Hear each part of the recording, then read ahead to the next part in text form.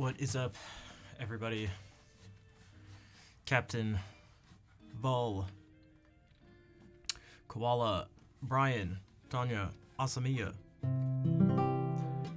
I guess hung into, I guess.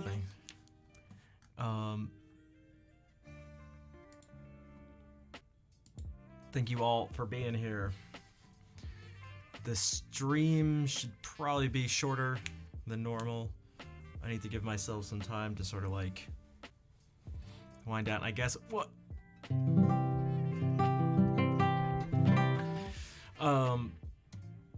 Cause I gotta get up way earlier than I normally do. I guess. I mean, it's no, come back. Yeah, the audition is tomorrow morning. I gotta be at the school at 9:30, so.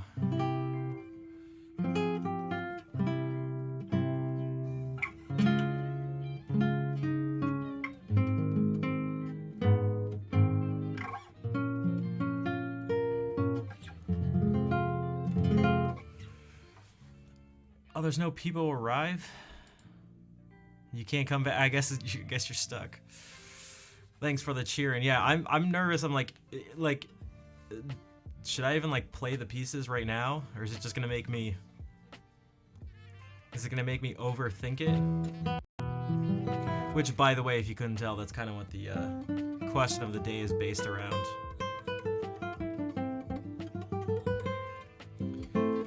Feeling good about it? I don't know. I guess I'm anxious because I don't know. Hey, merci again.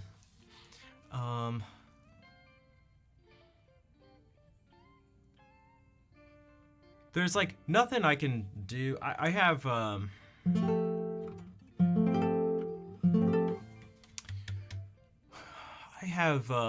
strange standards for myself. I held myself to standards that are different than, like I place standards on myself that are different than I sort of place on other people. And if there was one word to describe those standards and expectations, it would be the word unreasonable.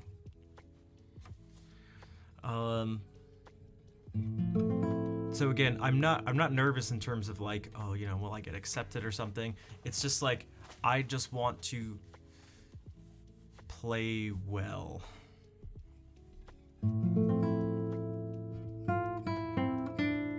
Like, I want to play in a way that makes me feel good about it, so that, again, this won't happen, but let's say this were one of the possibilities, just like hypothetically. You know, like if I didn't get accepted or something, it was like, yeah, but I played really well, and so there we go. Like, that's, you know what, you know, sort of fine.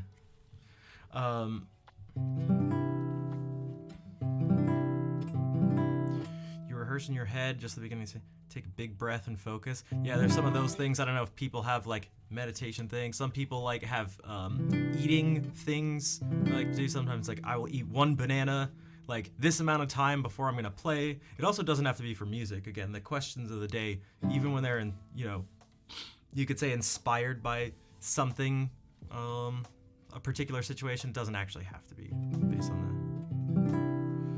Thanks, Hagen. Yeah, you prepare by memorizing, panicking, then afterwards you deflate. That sounds... I have a feeling that's the majority of people's ways of preparing.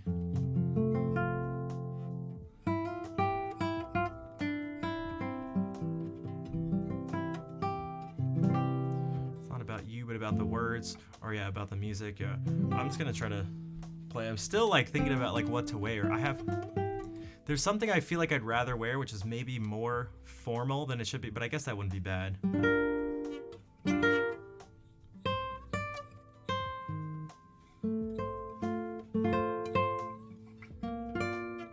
Because I don't know. There's something about like business casual for me, what we typically associate, you know, because I totally don't overanalyze things and dwell on them, as you can all tell. It feels like this phase, like it's just like when it's like I think of someone named, like, I don't know, someone talking to someone named Jared. Oh, there's nothing wrong with the name Jared or something. It's like, hey Jared, how's it going? Like, they got their hand in their pocket, they're talking about the golf thing. It's just all like stereotypical. Did you get that report in? Oh yeah. How's your swing been doing? Talk about each other's swings. Fixing parts of their swing. That's what I think of. So I'm like, to me, it's like, oh, it doesn't feel very artistic, if that makes sense. It's just,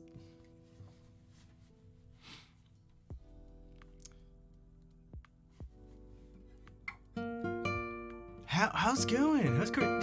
Exactly. I was thinking about Morta. I was thinking about using the term handicap too. What's your handicap now? What's your handicap? John gave me some tips. Really helped out the swing.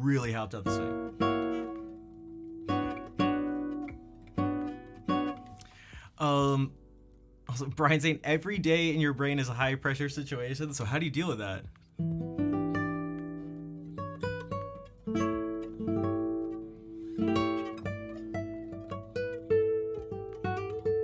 Make sure not to have keys in your pockets. Yeah, I will definitely have to. I'll have everything in my bag.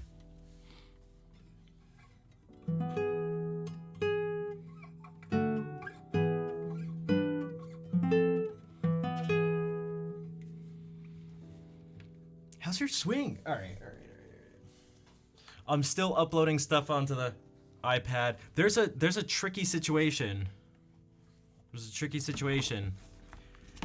The foot pedal I use to switch scenes. But I also use it to flip the pages of music. But when I start using the iPad, I'm not going to be able to connect it to my computer and the iPad at the same time. So I'm either going to have to get two. I think I could fit two foot pedals down here, but I'm gonna need one, like, I guess then specifically for flipping pages, and then one specifically for changing scenes, which actually might not be horrible. Actually, no, there's still gonna be two. Go to the bathroom right before this way. Well, the thing is, this is actually wired in too, so it's not even using Bluetooth. It will have to be with the iPad, but still at this, I don't think there's a way to hook it up to multiple devices at once. You just white knuckle through it. Yeah, I mean, I think that's what's gonna. Exactly, they don't take wires either. Yeah, so. But again, even if they did, I don't know, unless you could somehow split this one wire and still, I don't know, have it function normally, but. Whoa. Lucas, what's up? For those who don't know, the bear killer used to be around all the time. 99% of the will the circle be unbroken requests were from the bear killer, pretty sure. Like, because you actually can. I still remember, guys, I remember, you are, as cheesy as this sounds, you guys are more than just, even if I can only see your names in chat, you guys are more than, just like viewers or something like that. I really, that's, over the years, that's been a tough one to be like, I'm the streamer person here, and you're just like the viewers doing your thing. It's like, I don't feel that way. Even if it's like random people who've only been in the stream once or something, I don't look at it as like, oh, they're just some person on the internet. Cause like, yes, they're a person. Yes, they are on the internet, but like, they have like an entire life. Like they're just like when I go, like, you're Donny K. No, it's, like like it's real people behind the screen, just like I'm a real person. I have my stuff, you know. I've even wondered over the years. It's like I've talked to some people about it. It's like, oh, would it be? It's like I wonder if people would even almost like it better. Strangely enough, some people. Bonsoir, Lily. How are you doing? I've wondered if some people would like it better if I'd sort of gave them less attention. And you may be like, well, why do you say that? How does that make sense? But it's like I think it would give the impression that I am much more special than I am. Something like that. Like, I'm like much more important than I am. Where like, it's a lot of it's like as the stream tends to get bigger, you can look at it this way too. The use of pronouns, and I mean not how people typically think, but I mean like instead of saying, hey, can you do my song? Something like that. It's like, can he do my song? Where it's like, even just in that change in language, it's like a sign of like extra distance between the people watching and the person who's streaming. But I think people seem to be like drawn to that in some way, because then they're like, as the person's more distant, they're like more special and like a celebrity or something. But it's like those celebrities are just a bunch of schmoes. Which isn't bad because we're all schmoes, but they're just like, yo, who cares? Vol, thank you for gifting a sub to Lucas. Extra schmo. It's funny. Whenever I see SMO, I think Super Mario Odyssey, but that's like I was watching some clips, just like scrolling through social media of people from, was it the Grammys recently? I think is where these were from. I know the Grammys recently. And it was like, look at this person's dress. And it's like on this big red carpet thing, this big ridiculous dress. They even had like a crown, and then like a bunch of like servants in suits come and like disconnect the huge dress to reveal a different type of dress, but also humongous dress underneath. And it's like, who are you? What are you doing right now? Why are you wearing this dress? That dress is way too big. What are you doing? You're not actually royalty. I'm not sure why you're wearing a crown. And even if you were, I still wouldn't really care, because you'd still just be a person. Like, you still take a shower naked. Like, you're not that dress. Like, you still just shower naked. At least I think. I don't know. Right? Like, you don't go to the bathroom. You don't go to the bathroom with that dress on. So it's like, I don't care about like, right, you like bought a crazy dress. But you know what I mean? It's like, so there's people like freaking out taking pictures of this person. It's like what is this? Who is this? I not to mention that I actually didn't know who the person is, so I could ask that question. Who is this? Like, who is this person? It's like, dude, who are you? You like get a lot of money from like playing roles in movies? Like, I don't understand. Like, wear some normal clothes. They should all just go fashion it. That's what I mean. Well, that's, hey Nad, what's up? So it's like I don't know. I've never felt that way with like me, the people who watch the stream, or like me when I watch other people's streams. It's like, it really just feels like some dude who streams, because it is like, I don't know. But that's all to say, sort of like, yeah, I remember people's names and things about them. Yeah, it's been a long time. I remember the people that haven't been around for a while. You know, Brittingham Gaming was one of the first people in the stream. He randomly popped in last week. You know, there's Professional Gimbal Locker, who was like, I think the first mod in the stream. Not, I think, definitely the first person who was a mod in the stream who actually just like straight up did like mod stuff. Man, Stage Manager resubs every once in a while, pops in at the end of streams every once in a while, but like, hey, Lord of Chaos, what's up?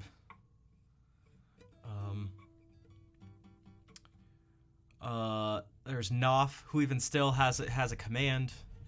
There's, I don't know. There's, yeah. Georgia popped in a few streams ago.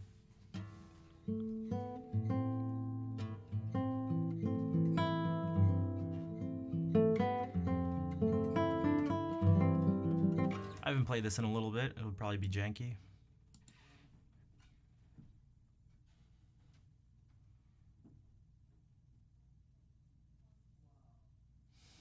Interesting request.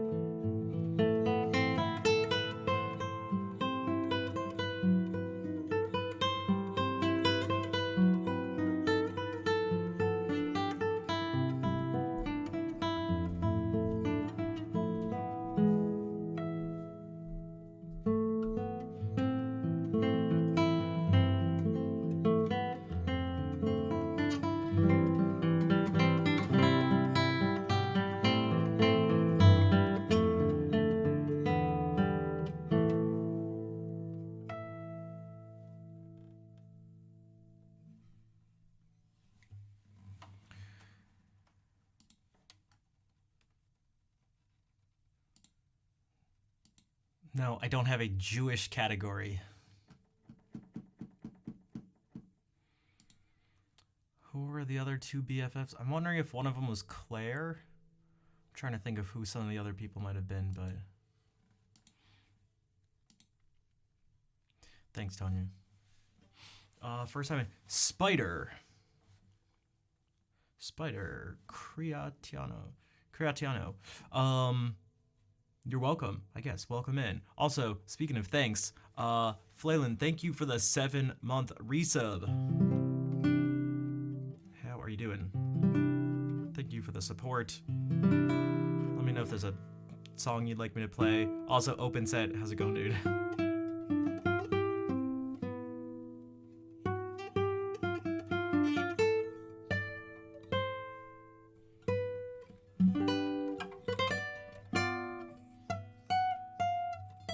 And speaking of resubs, 6 months of quality. Thank you, Rosie. Thank you for the 6 months of quality support. Thank you.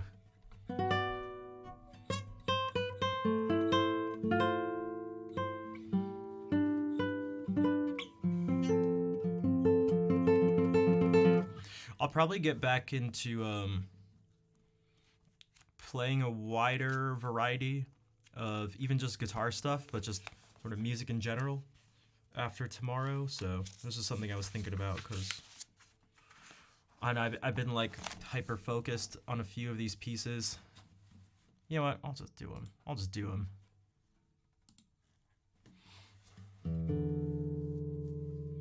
Dude, more subs. Lord of Chaos, thank you for the 20-month resub and the good luck to go along with it.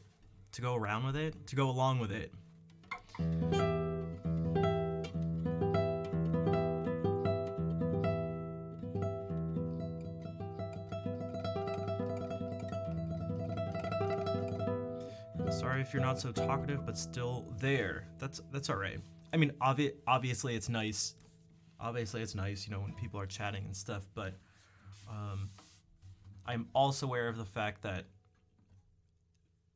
it doesn't matter what stream it is, doesn't matter who it is, what they're streaming, what type of thing. Most people aren't gonna, you know, be talking, especially most of the time. You know, it's like I'm streaming for like 4 hours, you know, 4 nights a week. Like that's a lot of time if you were all to just be there all the time, like every second, just like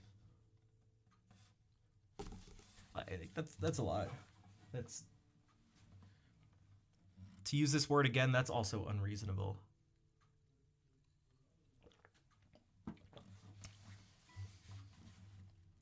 Be a lot of spam. Yeah, it's just like it's just a lot. Just for someone to just be that like, man. I don't even know how I'm. Yeah.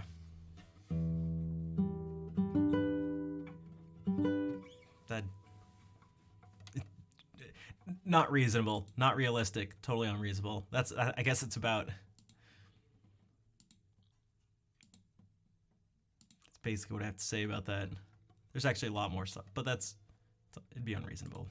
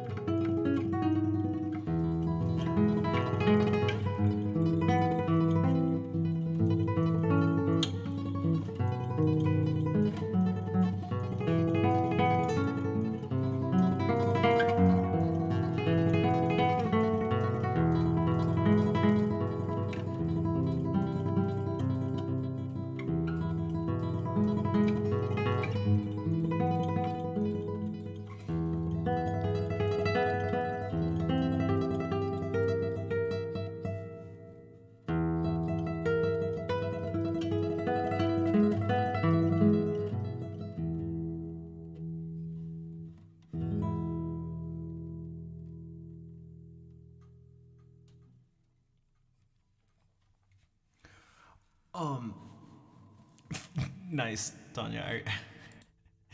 I know exactly what that's gonna be. I don't know how to say this name.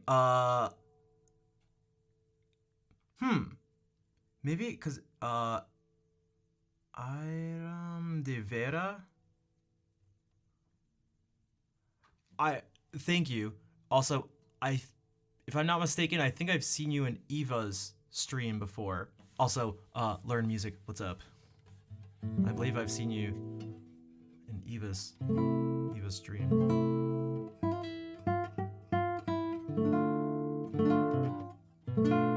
The fingers of a demented angel. I'll take that. I'll take that. Yeah. I've always said I wanted the fingers of a circus freak. I want freakish fingers, freakishly long and bendable and flexible thing, but alas, I do not. I want circus hands, but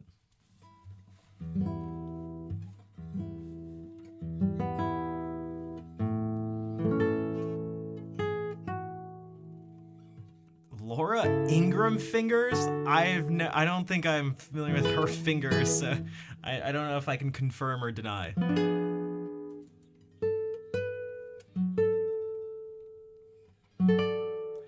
I saw someone, again, I can't remember which social media platform it was, but it was someone with 6 fingers on each hand, and I was just like, I wonder what playing guitar would be like. Would they be able to do something? Would they be like some crazy, like potentially some crazy, like potential virtuoso? Where in the future, hundreds of years in the future, it's like this person, but they were so good and they'd play things that no one else could play because they had an extra finger, and there are legends about them, and they're...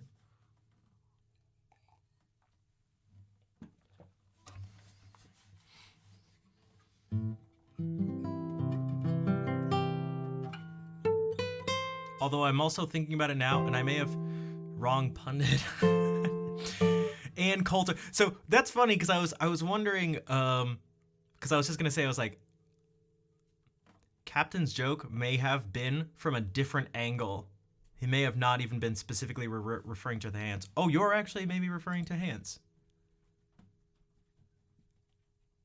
Oh, but are these good hands? Are these good hands? I was like, I wonder if he's just, I wonder if he's just calling the person a circus freak or something. But no, you were talking about her hand. I don't know. Maybe her hand.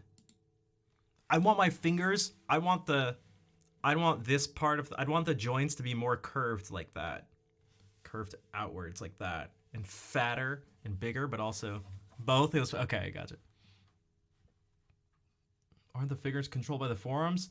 There's got to be some way to. I don't know. I don't know.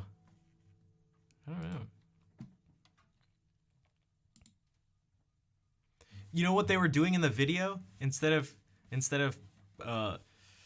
playing the guitar, they were putting it to a much better use. They were folding down these fingers, then folding down the other 2 fingers, so they were giving like a real middle finger. Because that's...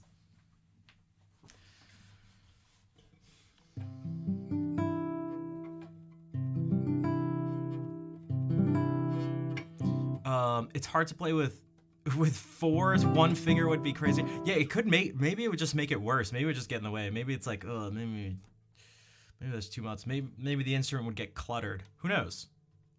Who knows? But like, I don't know. My gut says that it'd be helpful. There are definitely times when I've wanted an extra.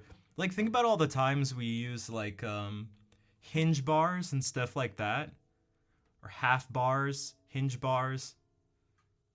Actually, I guess, well, you know what? I guess there are even times if you're barring something, but you really only wanted 2 things held down, that could be a situation where perhaps just having an extra finger to do that would have made it easier? I don't know.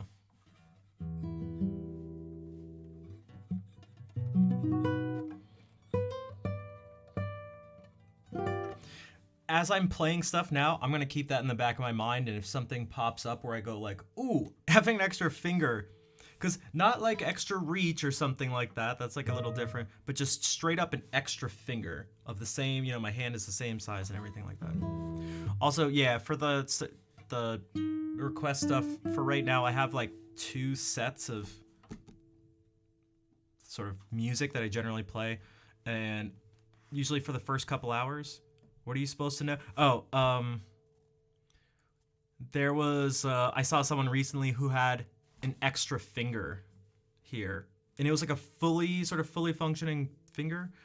So we were, I guess, wondering if it would actually be helpful to have and how it's controlled.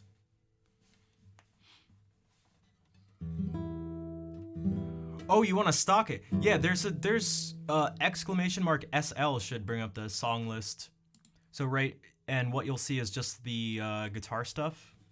But then there's like an extra 200, or there's like over 200 more songs on top of that are I don't know, you could say pop songs that involve singing. Although there are the Dallin pieces that I sing on the list that you'll see right now, but that's like the instrumental list that comes up now.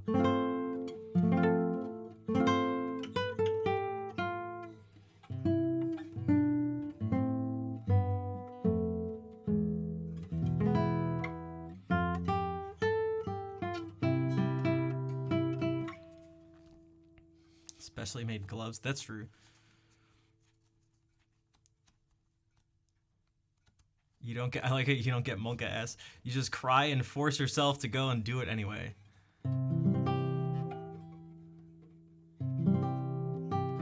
Captain gets overwhelmed, realizes life will go on, and does 0 preps, wings it, and yeah, it just works out.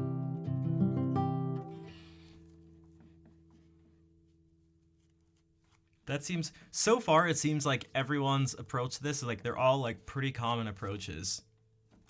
If you noticed, I don't think anyone so far has been like, well, I really make a plan really far in advance. I make sure that everything is set up right. I do all the things that I should so that I'm as prepared as best I can be. And then the night before I do this, in the morning of every... yeah, everyone is just like,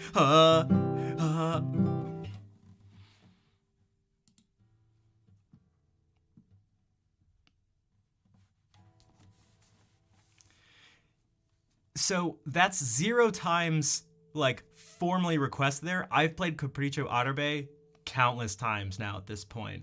So many of those songs have been, all the ones that have been requested 0 times were basically added after I stopped doing song requests, because I only recently brought it back. And even then, we've gotten like a few requests in the past like 3 months or something. People almost never request stuff, partially because you have to pay, and then partially, I'm lying. That lie is a lie. So, you know what? You know what?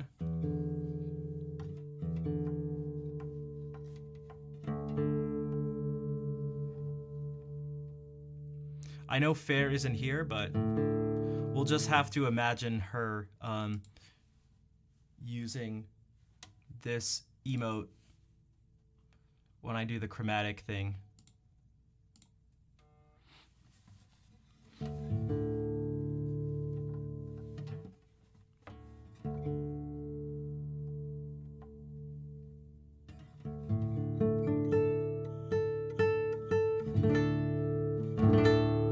In fact, I want everybody to do it in honor of Fair, so that so we can tell her about it later, that the chat was filled with that emo.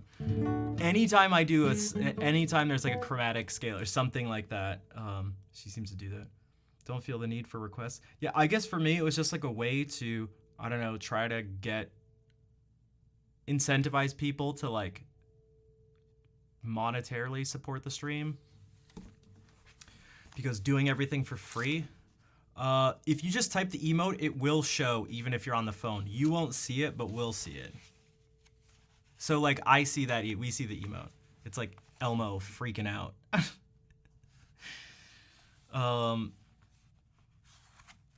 Yeah, I've been trying to, but I kind of gave up, which is why you don't see the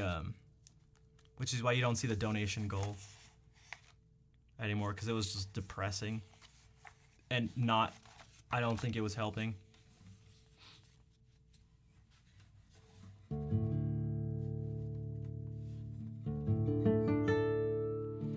Polydactyls usually involve a stub. Well, that's what I was thinking. That's why this person's hand was very weird, because it didn't seem like something just like connected here. Like it actually took me a second to be like, because they were all like, they seemed to just be fully functioning, shaped, a very balanced hand. It was like really strange.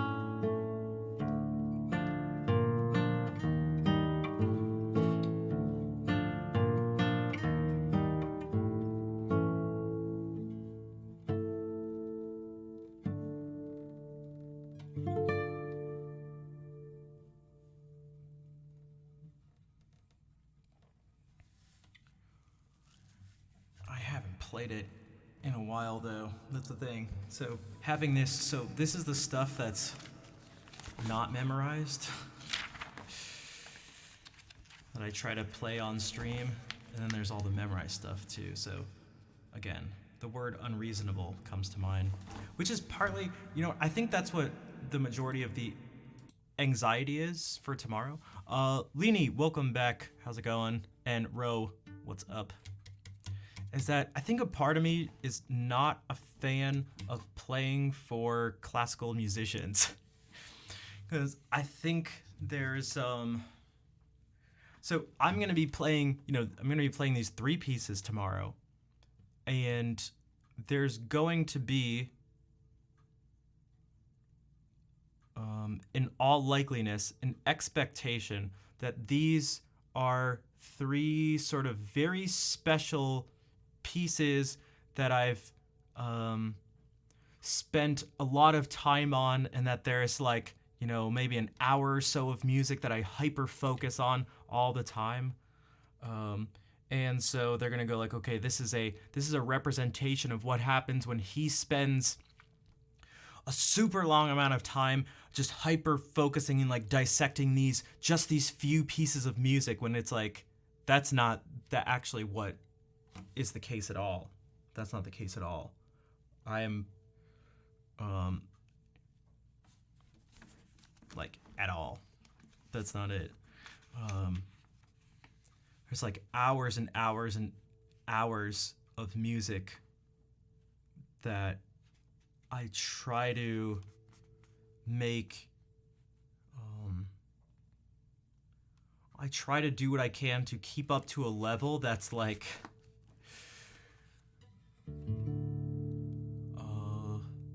not obnoxious for people to listen to. I'm being like a little cheeky when I say that, but so it's not like, I guess it's just, yeah, I think there's like a difference in expectations, because I also don't want to go, hey, this piece I'm about to play, I spent less than 2 months learning, because I feel like that's not smart, maybe, because then they may go like, I don't know what they'll think. I don't know. I don't know.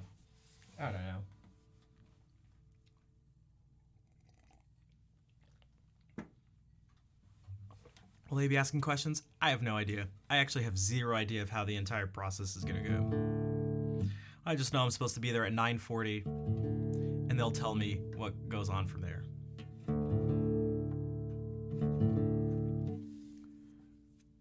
They won't be able to see so much of the other stuff I've been like working on.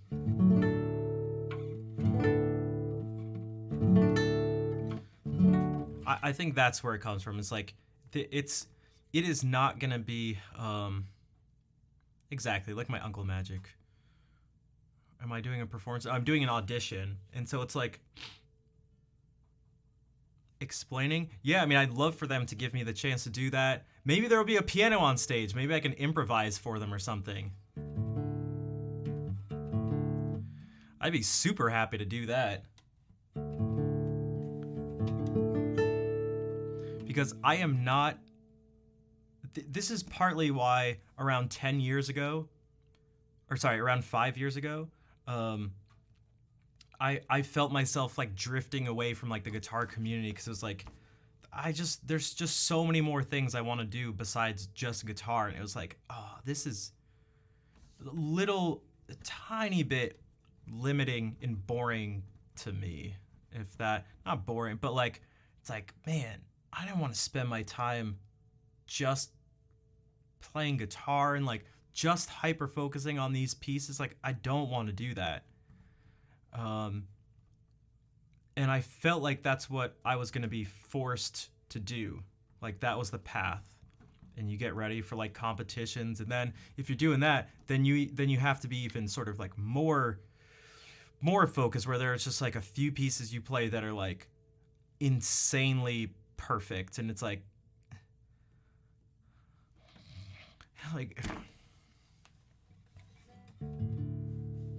I just want to play more and do more. And I am happy that I decided to play more things and do more things, but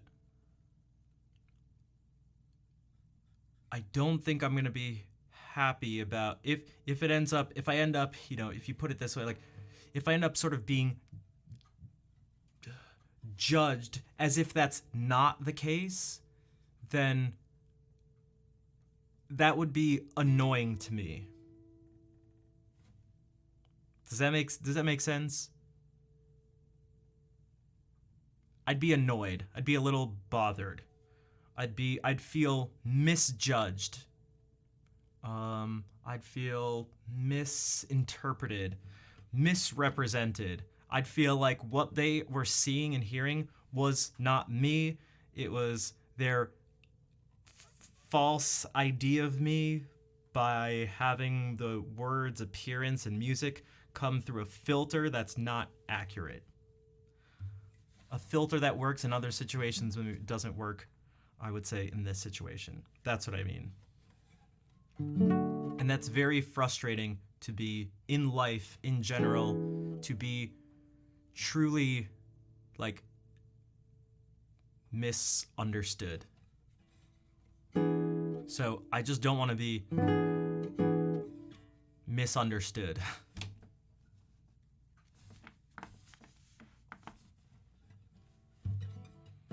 And I feel like I probably will be. I feel like that's what I'm anxious about. I'm anxious about the fact that I feel like there's a high it's more likely that I will be misunderstood than not. That's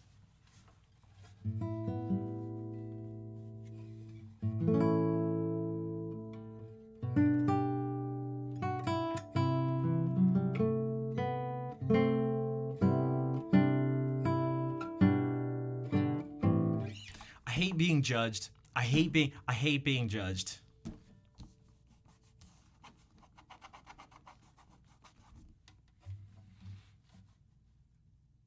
I hate it.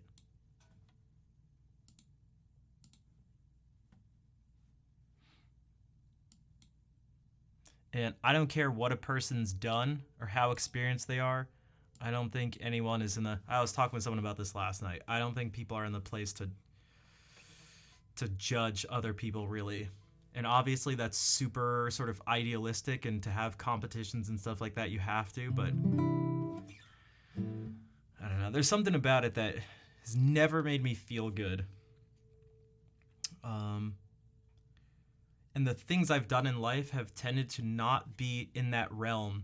And so when they bleed into that realm, I never feel good about it. So like skateboarding for me was a huge part of my life when I was a teenager. And for me, the whole thing there was that there was no sort of like right or wrong. It's like you could do whatever you wanted to do. That was the whole thing.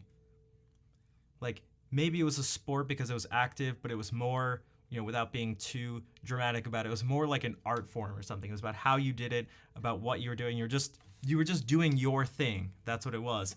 And so it's like to be like to have judges look at what you're doing and judge. It's like, how do you judge it? What do you mean? Like this is not a thing to be judged.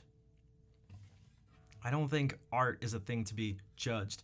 Even if at extreme differences, you can maybe be like, okay, this thing is clearly kind of like better than this. It's still, it's like, I'd watch competitions and stuff and be like, how do you even judge? Like, I don't know. I think it's stupid. I think it's dumb as hell. That's what I think. That's my opinion.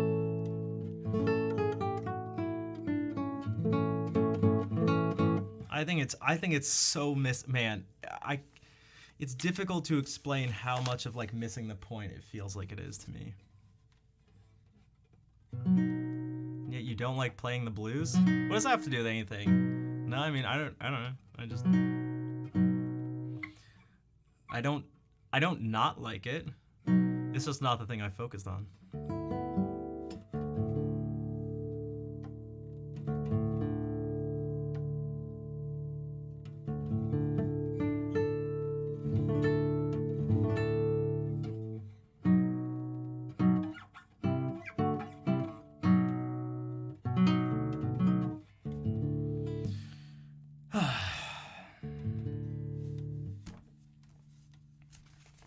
So. All right, what other not perfect piece of music should I play that's not at a standard that most people would consider concert ready?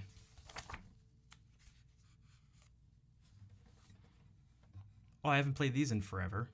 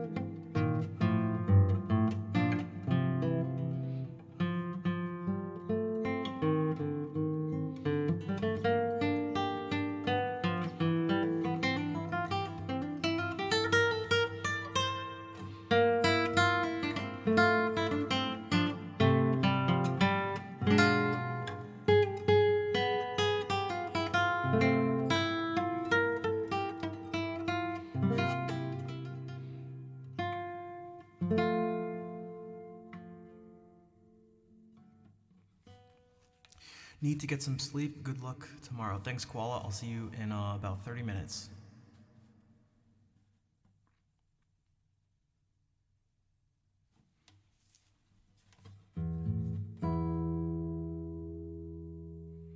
Thanks for the claps, Chocolate. What's up? I feel like it happens on stream too. Like someone comes in and like raids you, and you have like 3 seconds. You have like 3 seconds to just like impress all the people watching and to make them think you're like cool and amazing, or else they leave. I'm gonna call you out like that? What? I didn't. You overstress and overthink more. See, it's another response. You are not alone.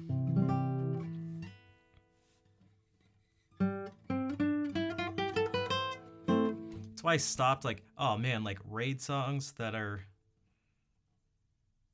God, I don't know. Did I mention that I disliked people judge? I don't know.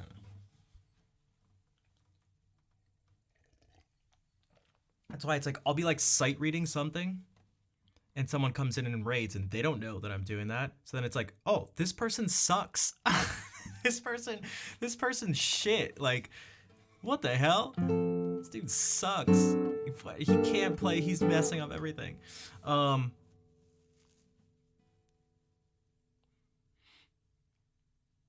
I have more time. That's right. I'm just gonna I'm just gonna keep going. You know what? I'll wheel in the piano myself, and I'll get someone to unlock it. I'll get someone to unlock it for me. I'll play for them and give you up as a raid song. Nat does that, but that's like a funny thing. She starts out with she goes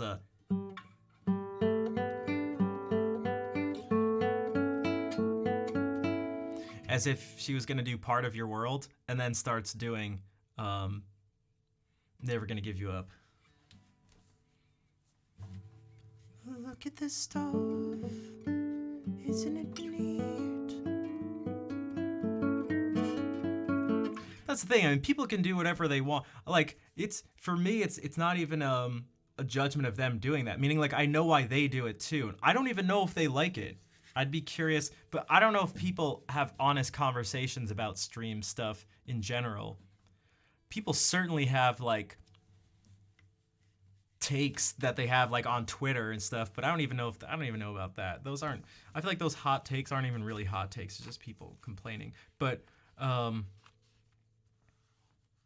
honest takes about things that are just like not even controversial, but are just maybe go against what people think. I feel like I tend to not. Oh, you didn't want to promote someone else? Okay, I gotcha. No, that's fine. That's fine. It's not like you can't you're just never gonna say anyone else's name in the stream. It's about expanding horizons. That's what music and streaming and all this stuff is about.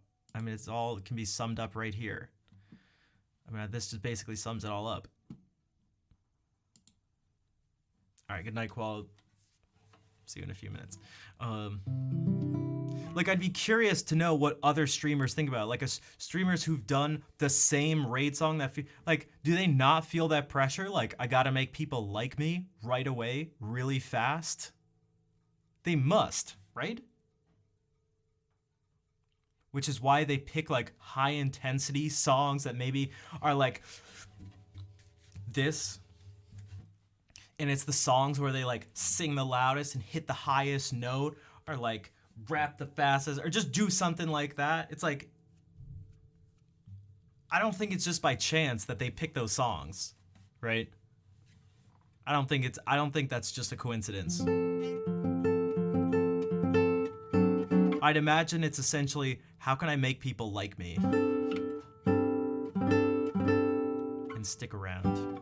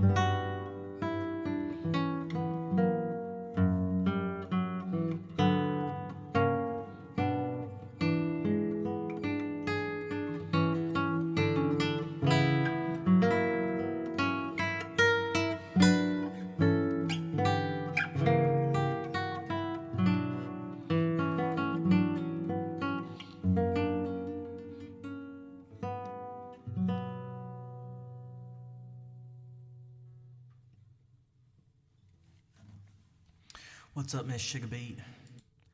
How many electric guitarists are being asked to play Through the Fire and Flames? Yeah, it's like, I don't want to say anything about that song because who knows, maybe Herman Lee's about to read, but because it's so super, like, I don't know. I feel like the people who judge aren't in the position to judge.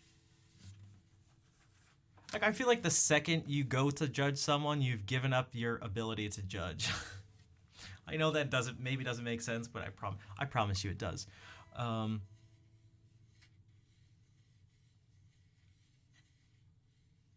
And so it's like, because would I play it? Sure. Because I feel like what they're doing is like, I know the good thing. I'm going to see if you know the good thing. It's like Through the Fire and Flames, like you think, it's like, I'm going to ask them to play the hardest thing ever. It's like, that's not the hardest thing ever. So you are automatically like not in the position to be judging. Because you don't even know what you don't know what you're talking about. You don't know what you're doing. Play Moonlight Sonata, play the third movement of the Moonlight Sonata. And I'm going to use, like, you're an idiot. Did I mention you're a doofus? It's like, you don't know it. Anyone who asks a streamer to do that doesn't know the criteria to even look for. They don't know what they're doing. They don't know what they're talking about. So anyone who asks that stuff is just like, oh, you stink. You stink.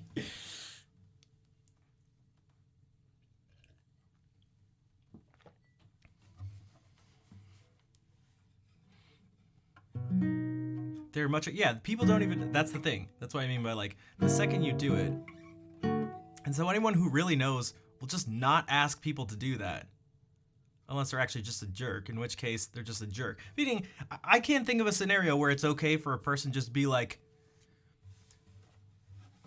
do this thing for me. Now, I'm going to watch you, and I'm going to analyze you. Go, now, do it. It's like, right? Sure. Okay.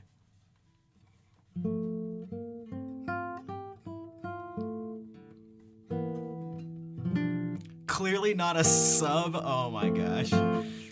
Yeah, prove yourself to me. It's like, yeah, how about I don't? How about you prove yourself to me? How about that? How about you prove that you even know what you're talking about? How about you prove yourself that you're not... That's what I should do. I should do the opposite of request. I should do requests as the streamer. I should request people to prove yourself. Follow and subscribe immediately. And only then will you have proved your worth. For if not, I shall not pay you any attention. No attention shall be paid to thee. I don't talk like that. That accent. I'm slipping into an accent that feels to me to be like that of, does anybody know who Christopher Newpin is?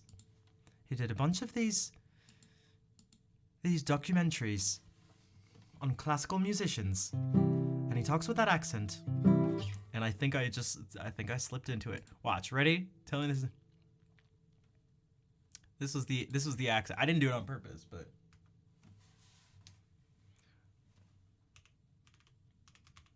When he was only just a boy, his talent was clearly present. All right, films. Hartmut, what's up?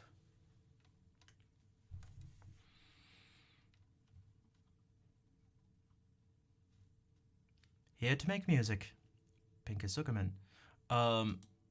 Like, what if we watch a documentary about Brahms? What happens? I'll just shoot. And my Right? My love is as green as the lilac bush, and my love is as bright as the sun. And my soul has the wings of a nightingale, singing endless, love-drunken songs. Prove yourself to me. Whoops. And it's Schumann. Right. The melody is by Johannes Brahms. The melody is by Johannes Brahms, and the words by his godson, Felix Schumann. It is one of Brahms's most inspired songs, and its qualities have much to do with his feelings for Clara and Robert Schumann and the tragedy of their gifted son, Felix. Brahms was very much influenced by his personal relationships and by his surroundings, and he reflected this quite directly in much of his music. This is particularly true of the violin sonatas. They are mature works and are generally thought of as pillars of German absolute music. All right, so okay, we're not gonna. The whole documentary is an hour long, but that was the accent that was being used. Important to specify, I know.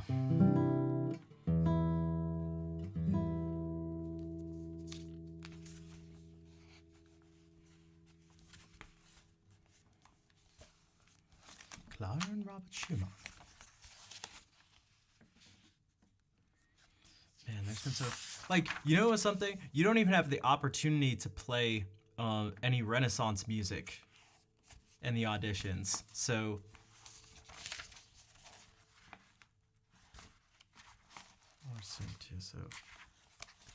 literally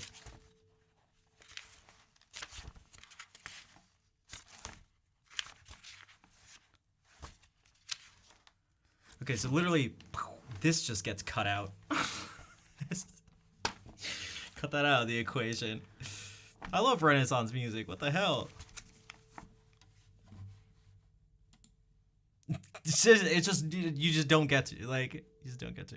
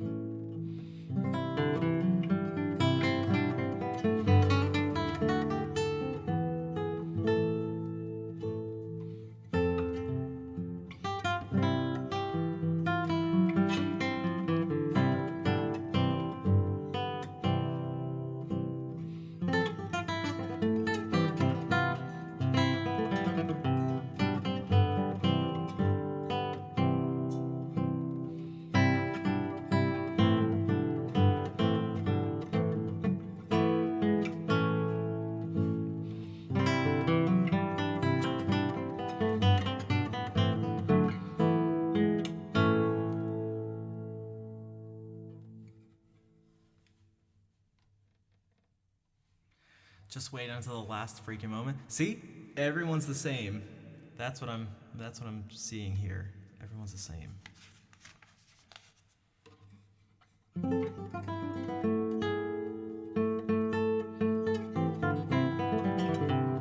Hey, what's up, Count? Thanks for the claps.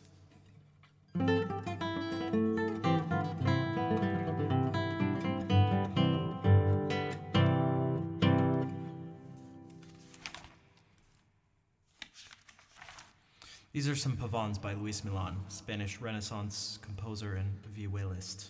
The vihuela being like a sort of precursor to the guitar.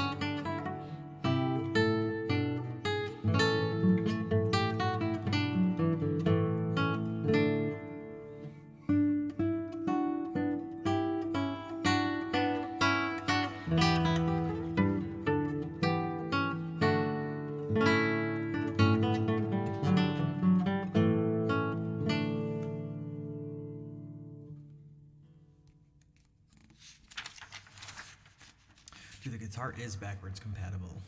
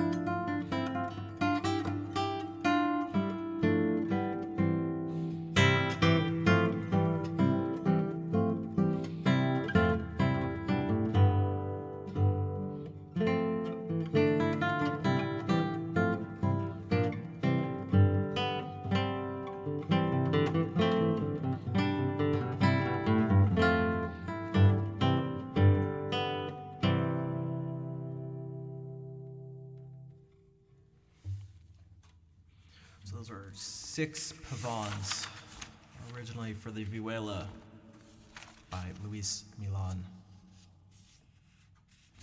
So that's like early to mid 1500s in Spain. And then here's a fantasia. So this is like a, it feels like a sort of slightly larger scale piece than what I just played. Vuvuzela.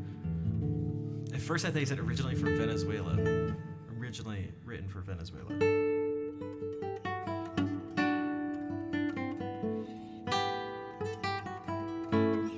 So these fantasias involve copying.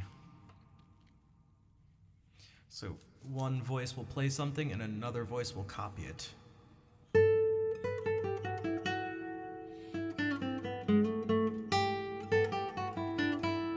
Then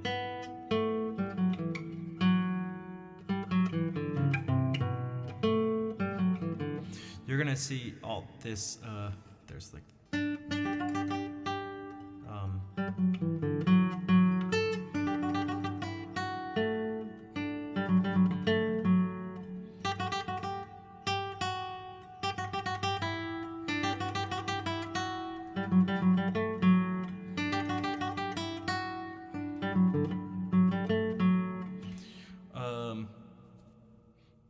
Yeah, just a whole bunch of copying.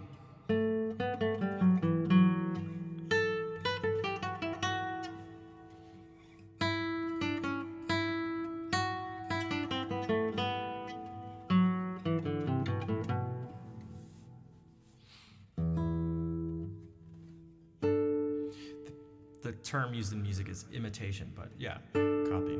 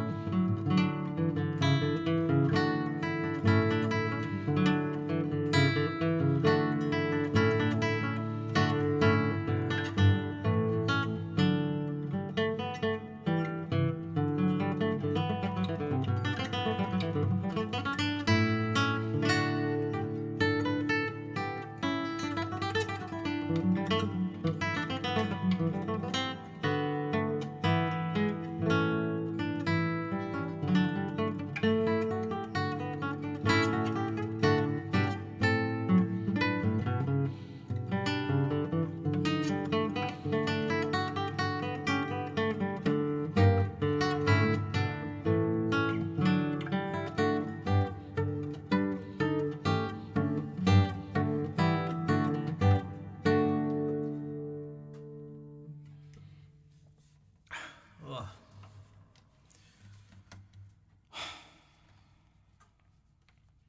All right, good night, Ro, and good night, Tanya. Thank you for being here, and thanks for the good luck. Oh, that was rough. Man, it puts me in like such a bad headspace. I hate thinking of it.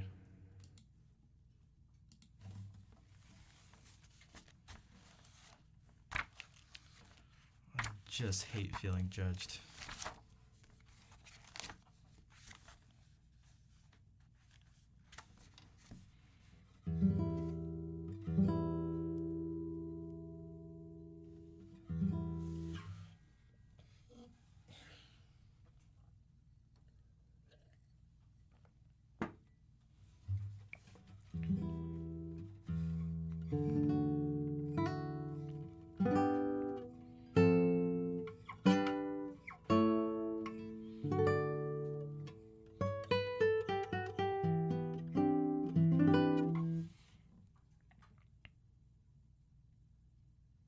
Just from trying to click on the window, really?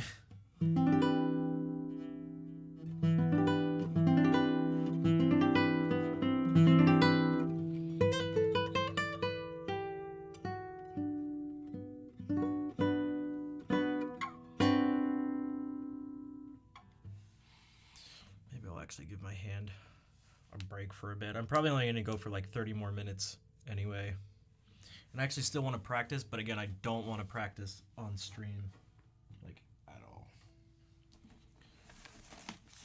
'Cause every time I do it with these pieces, it makes me feel worse.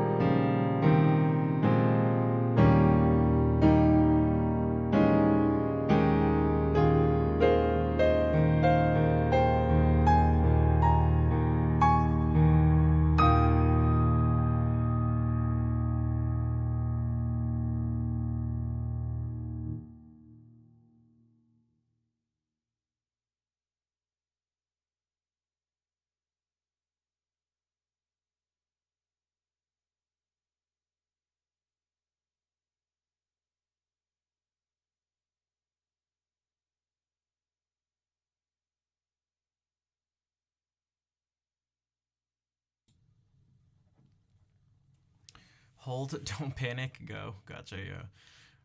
What's up, Ninja Skyborg? I did not have the old Encarta Encyclopedia program.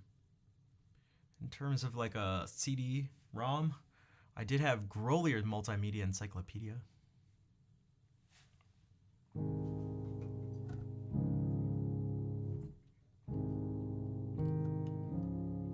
What's up, Swirly Beard? Ugh.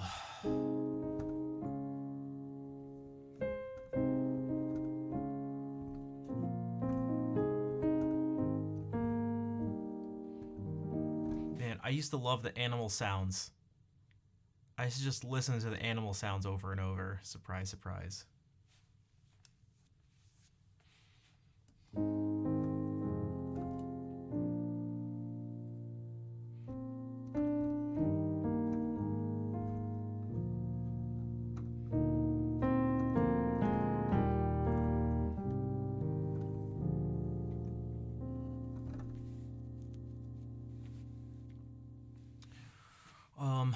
Okay. I think I'm already gonna head out. I'm just so distracted. I'm so distracted. I'd rather just spend my mental and physical energy and finger energy doing some focused practice or something for a little bit, trying to just something, because I don't think it's the most helpful. Just be streaming, playing random stuff.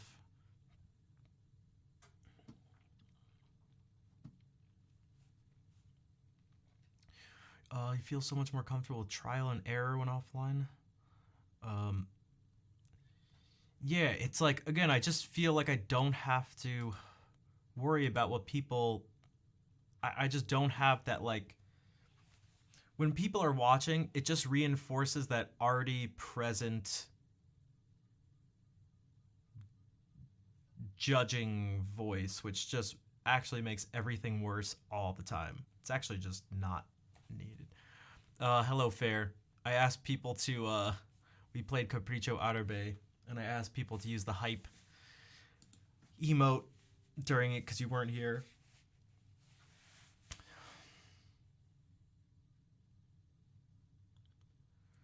Because so again, if you think about practicing, if you think about what it is, it's like exposing mistakes.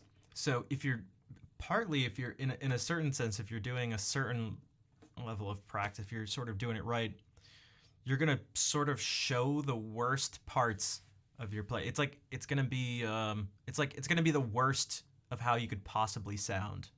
Like you're not gonna repeat the good parts and just play perfectly. Like it's not what you're gonna do. You're gonna take the things that sound bad and are uncomfortable and all that, and you're gonna repeat them and like experiment with different stuff, things like that. So it's just like it's presenting on one level, it's presenting the worst of yourself.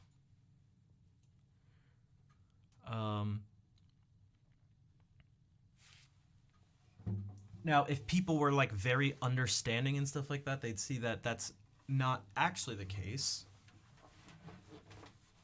But band's warm-up practice, I'm not sure it's quite the same though, to be totally honest. Which is not to say that you don't enjoy it, but I'm not sure that's gonna be quite the same. If that's if you know what I mean. Like there's a difference between doing that and being like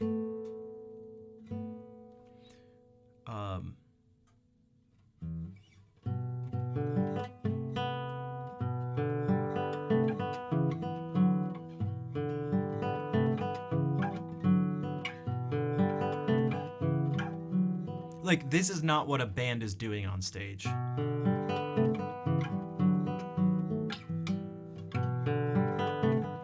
But I guess it's so.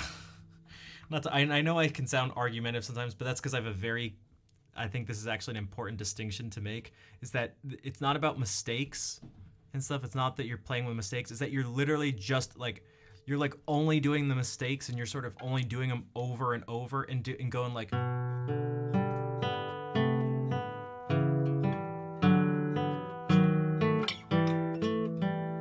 I don't know a single band that would do. I think that would actually be a really bad idea for the band to do anyway. Like it's not what you want to be doing, but. Or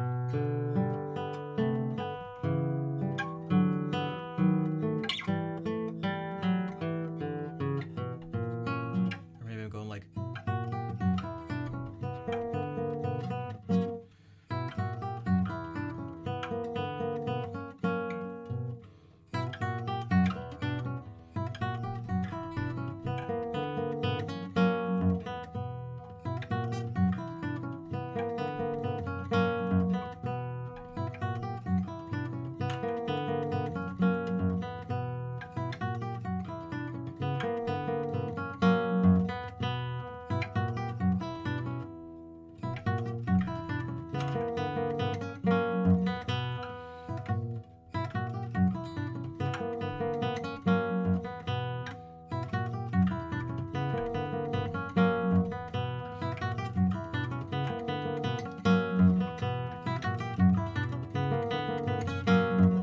Like this is that's like more of what I'm talking about, and that's even with something actually going well. So I'm just sort of slowly believing.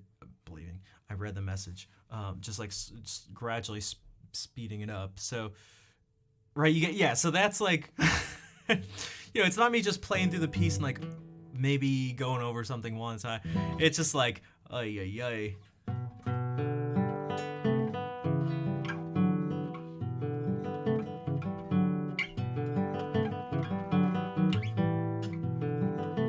Also, Ercalidus, you believe I'm the best ever?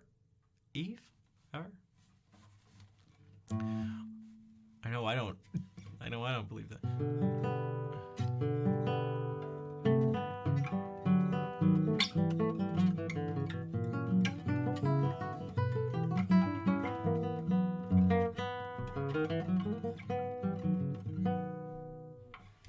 So yeah,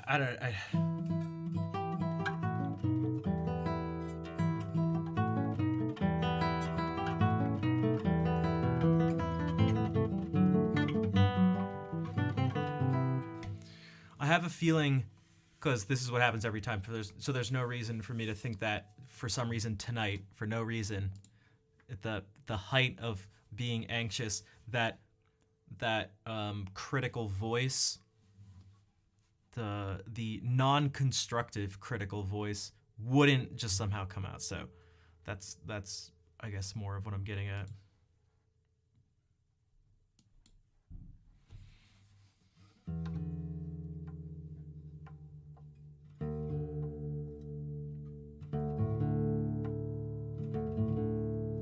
I mean, practice should be showing that you're good at getting better at stuff.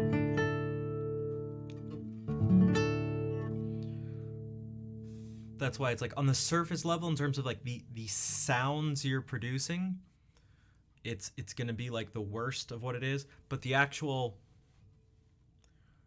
if someone were to look at the entire context and not just focus on the sounds being created, that's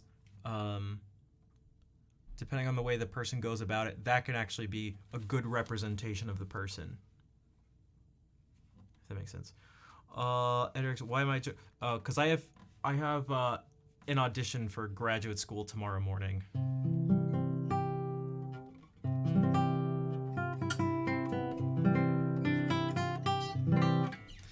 Not to mention the fact that I don't feel like playing at 10 in the morning. God damn it. Ay. I'm just gonna have to go. I'm just gonna have to go psycho mode and just like.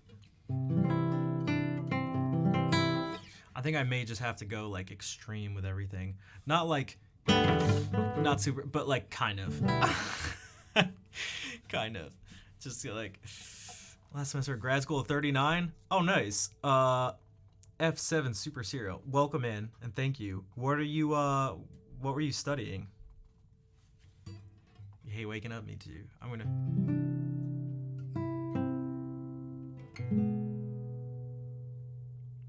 Aerospace engineering. Nice. That was something I was like potentially thinking about when I was younger. I was really interested in physics and still am, but I've talked about this a bit on stream before. Like my first year at school was actually mechanical engineering, but with the idea that because you can't, your focus can't be very specific when you first start out. So mechanical seemed like the closest thing to doing what I would have liked to do. It would have had to. I was never a fan. I've never been a fan of the very small, if that makes sense. Although I am aware of how the two are sort of inextricably linked. The very large and the very small, if you want to put it that way. But the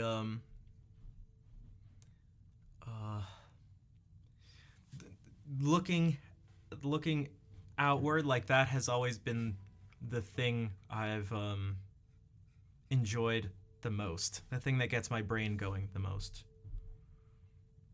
Do you have a quantum theory of gravity? Well, you don't even need a quantum theory of gravity to understand that, or just to still see links between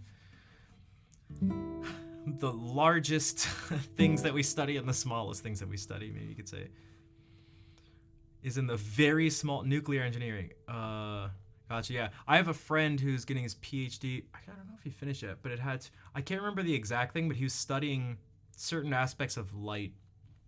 And he was talking about the difference in how light interacts with certain materials. So he decided he had to make that decision too, and he decided to get into the quantum realm as opposed to the realm of the cosmos. But again, the large objects are made out of the smaller things, obviously, but it's obviously not that simple.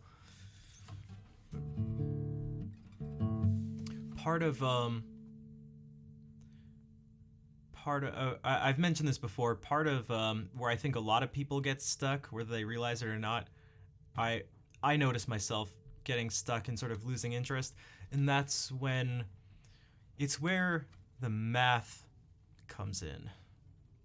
So it's when you're forced to leave the realm of like the potentially purely visually abstract and are forced to get down to the nitty-gritty equations. You can't do physics without math. Well, exactly. But some people think it's like, well, if I just watch like the cosmos, if I just watch and like look at some stuff online, I'll just be able to like, here's my theory on the universe and black holes. Like, yeah, sorry. Sorry, buddy. I'm sorry. I'm sorry to burst your bubble, but I'm afraid that's just not how that works.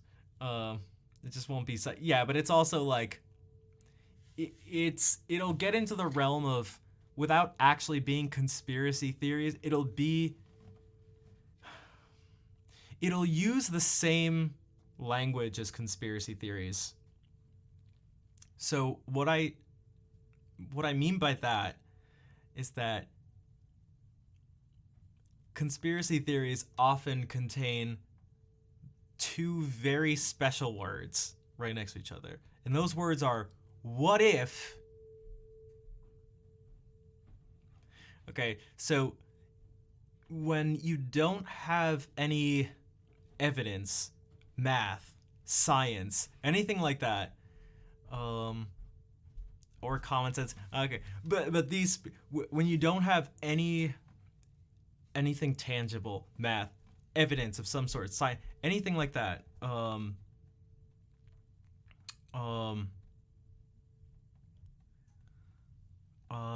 you don't have to. You can untime the math. You can untime. That's fine. I'm not really sure.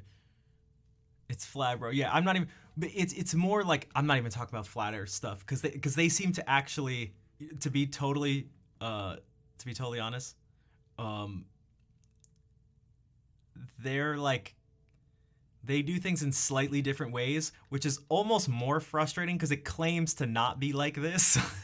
Like, they claim to do it in like scientific ways. But what I mean is like, so when you don't have something to go based on and you just have like purely just theories, what you have to do is, instead of saying that something is the way it is, you say, what if such and such a thing? So it's your way of saying that that's the way it is, but you just say, what if? So you go like, well, what if? And these things are therefore also sort of like never provable, because you're not even proposing like a real hypothesis. You're just kind of saying stuff. So you go like, you go like, well, what if the universe is all just like this like bubble thing, 2-man, and we're just blah blah, and it's like, I don't know, what if? Maybe. Maybe. I don't know. Okay, there we go. Thank you. Okay, yeah, never mind. I don't know what I don't know what they're freaking out about.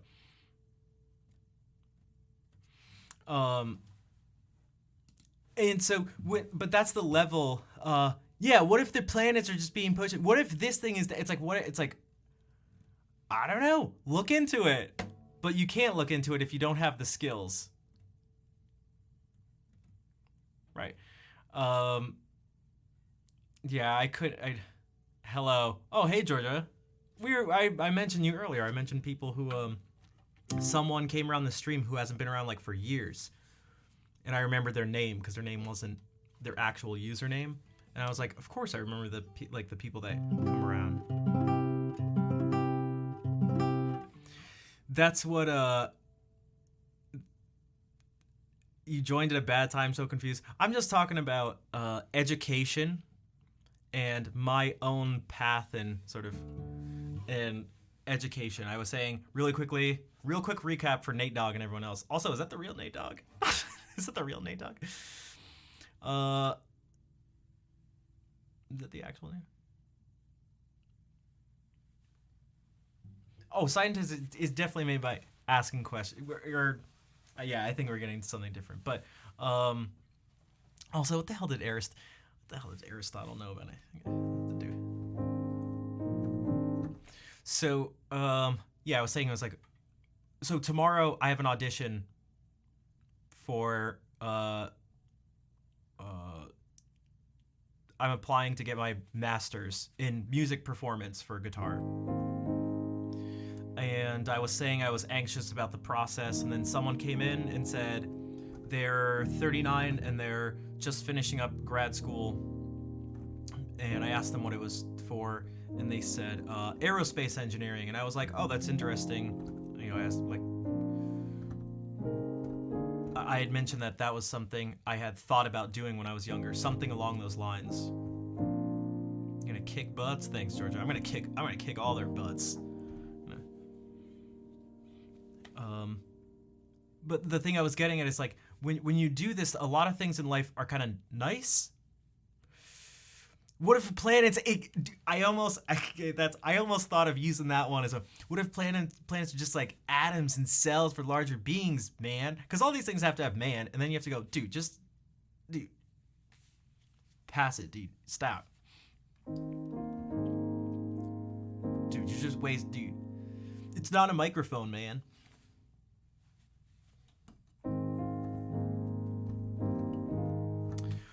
So I had to go, like, okay, I like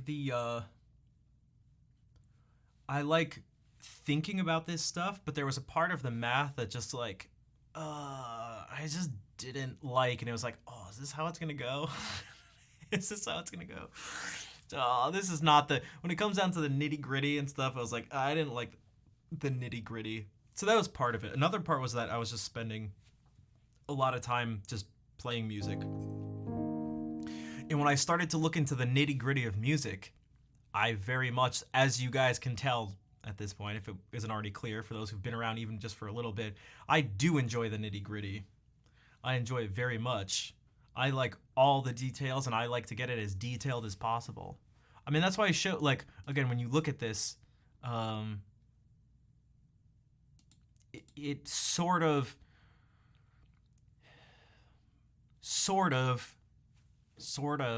resembles kind of what it might look like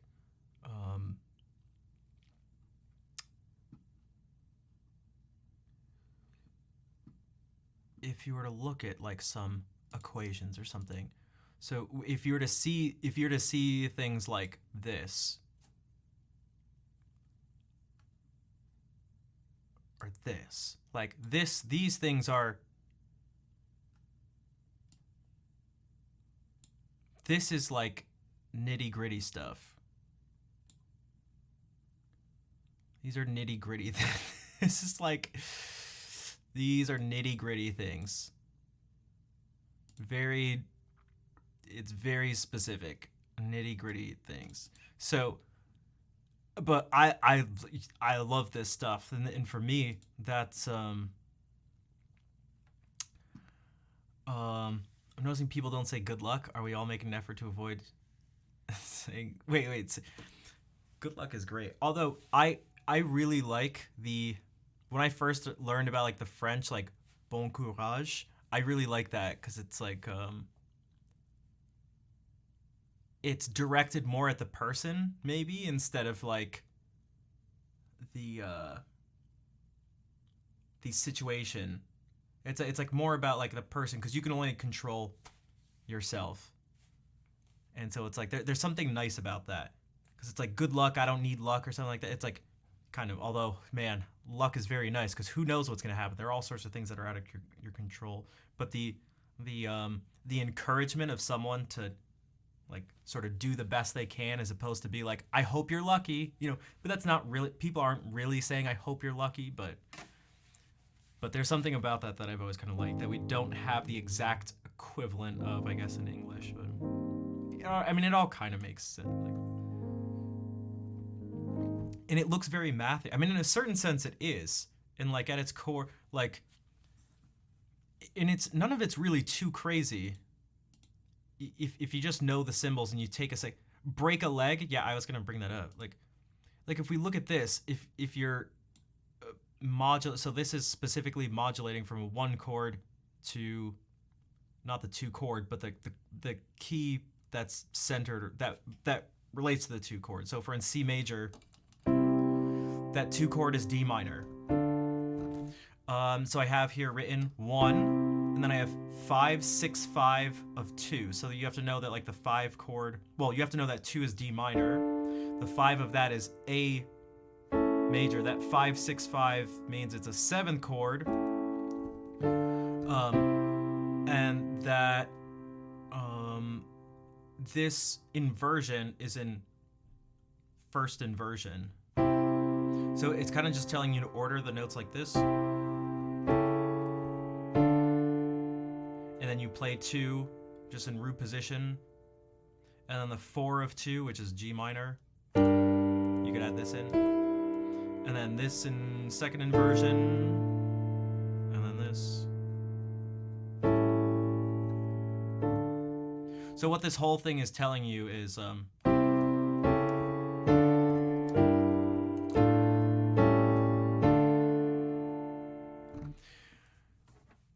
and so this part is math, but this is where I don't think music is math. What's up, Chillo? Because that was just like an outline. That was just like a series of relationships between chords and tonal centers and stuff like that. What becomes sort of like important to me is that you have that stuff, but then it's like, what do you do with it? Because that could have been like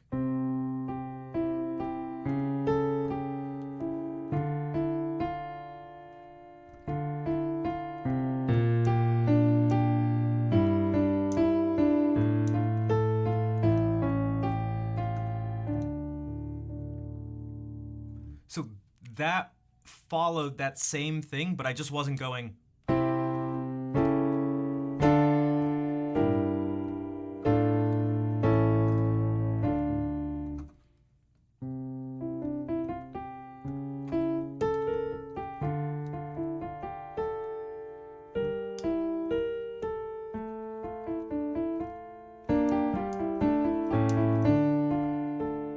And even that, I deviated from it. I added in like, and then we found ourselves back there. So there's,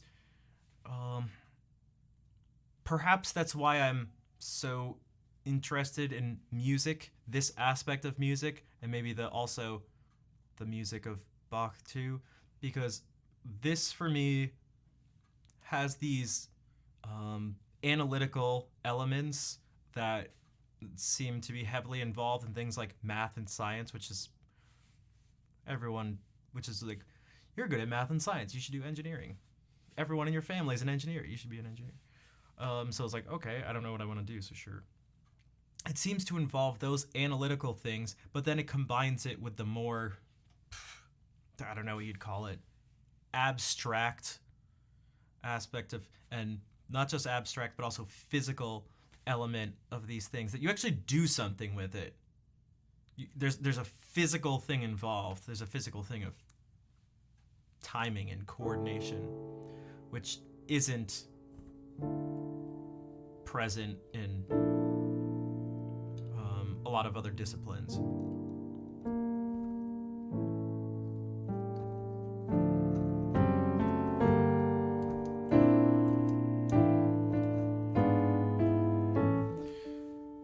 Fun to, not to mention that just things just sound nice. Like, I don't know about you, but there's something about like,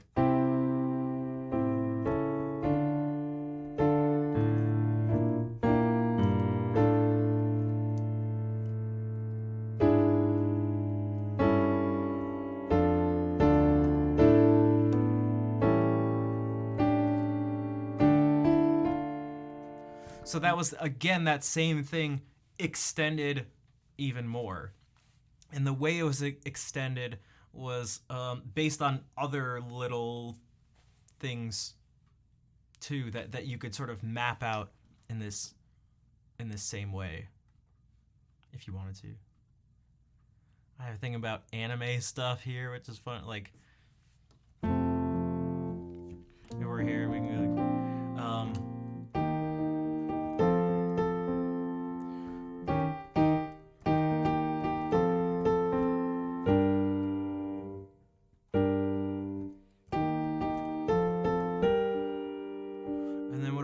written here 2-5 of 4. So that's... Have I read Gödel, Escher, Bach? I have not. I have it. It's the thing so I have it right on my nightstand. I actually went through, MIT put out a series of lectures that go along with the book. I went through those, which I thought would be a good thing to do before reading it. Hey, Juan, what's up?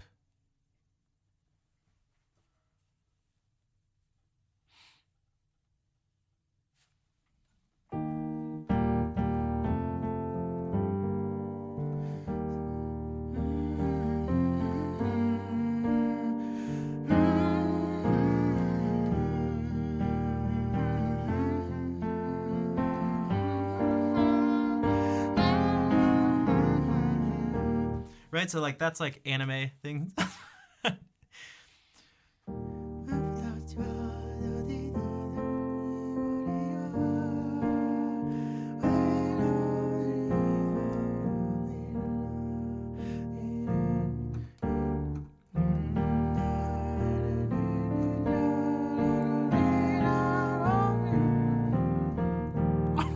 It's like that's, and so I changed it too. So one of them was this.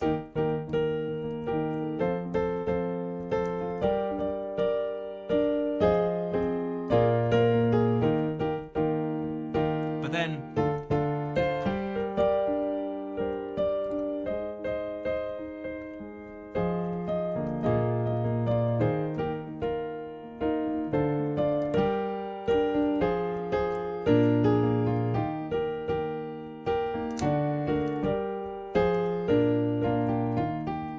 let's see, I have another one here. Dark Zua, what's up? C'est vendredi. Yeah, it's, well, for me, it doesn't, you're hearing the Folgers theme? I wonder, that's probably because, and see, these things are interesting for me too. This is another thing. This is what I think, I was mentioning this on the last stream, and I've mentioned it before, but this is where I think, for me at least, the cool parts about music lie. The really interesting things, because the really interesting things, you maybe for someone right now, if they don't know, if someone were to play this, and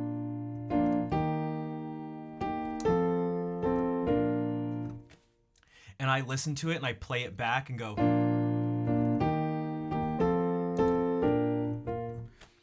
and they go, whoa, that's crazy. It's like magic. How did you do that? It's like, that is not the magic part. The magic part is like many steps after that. Now you're partially hearing the Folgers theme. I wonder if that's because it starts with this 4 thing. So and I feel like I tend to play this in B flat. So maybe you're partially hearing that too. So,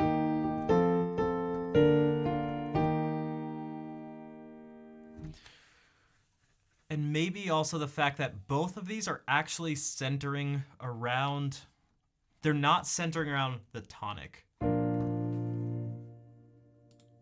They're not centering around this, B flat, which is the key we're in. But they're centering around the 4 chord, so.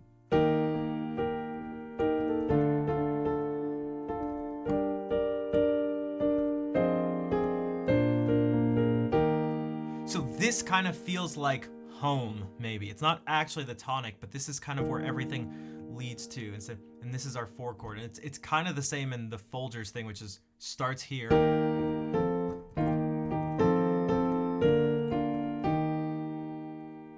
So in that part of it, everything's just centered around E flat, but that's not actually the 1 chord.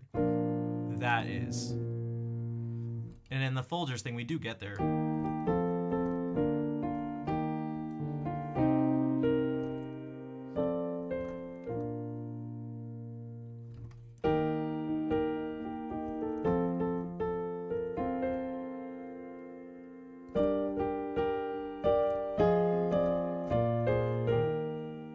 Now I have another one here. It says 4, minor 4, 1, 1 chord in first inversion, 6, and then the same thing.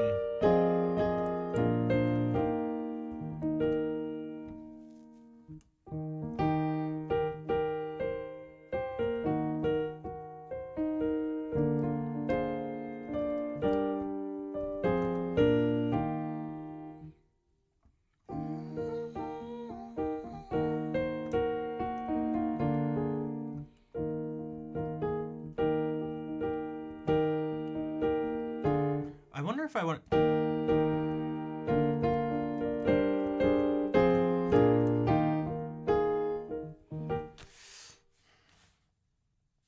That's just a.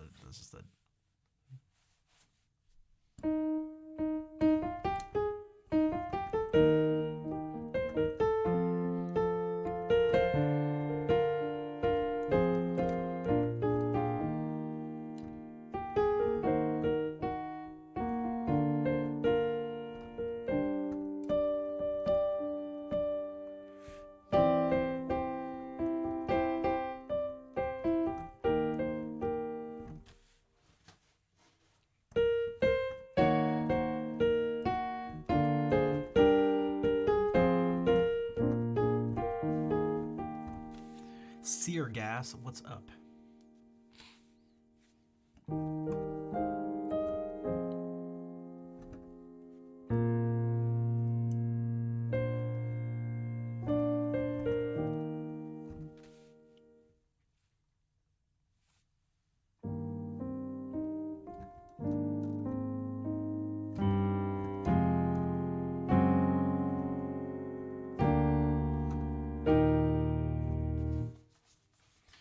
Okay, I should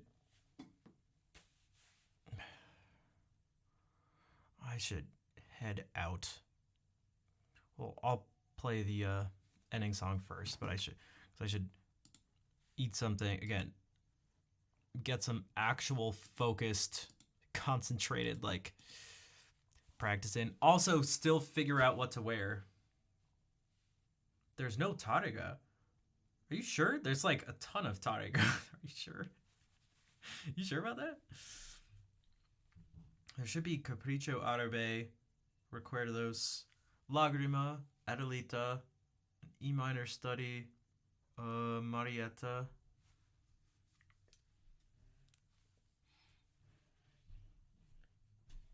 A King's Court song. Sun Temple Radio, thank you for the 500 bits.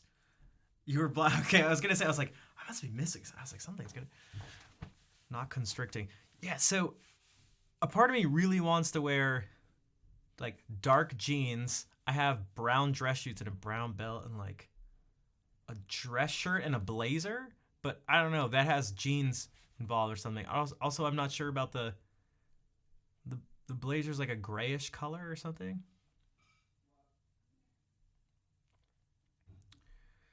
But then I have like, this is in person. But it's like, then there's this is what we were talking about. This was the nix the jeans. Yeah, this was the ever important question of the day from last stream. What does business casual mean? But it's like, should an audition really be business casual? I just feel like that term is used not in the context of an audition. Like business casual. I feel like that's almost purposefully, it means nothing. That's the thing. Yeah, no tie for sure. So then I was like, I have like a suit thing that I could wear. I could maybe wear that just without a tie and have like this unbuttoned. So it's like a dress shirt and a maybe suit jacket or something, suit pants or whatever. I don't know. That's what I mean, slacks and buttons. It's like, dude, you want me to do the audition dressed like an engineer?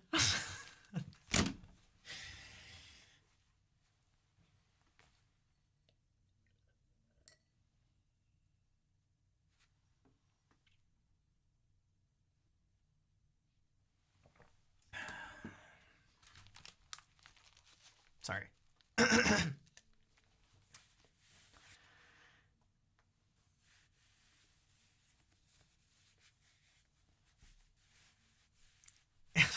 Short sleeve button and a pocket protector. Uh,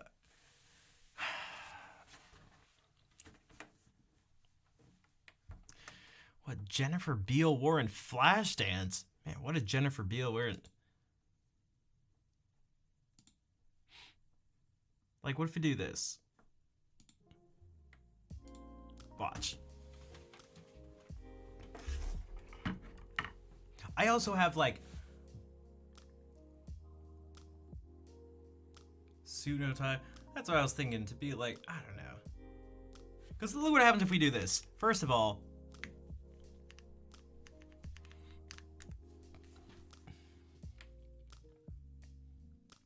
none of this.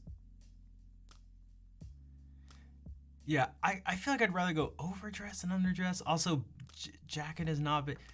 Okay, so look at this.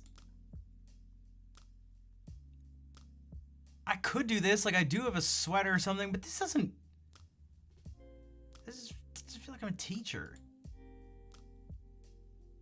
None of this screams music or musician to me or anything like that. I don't know. And the things that do are maybe like who are these guys? Who are these guys? The complete guide to business casual style for men.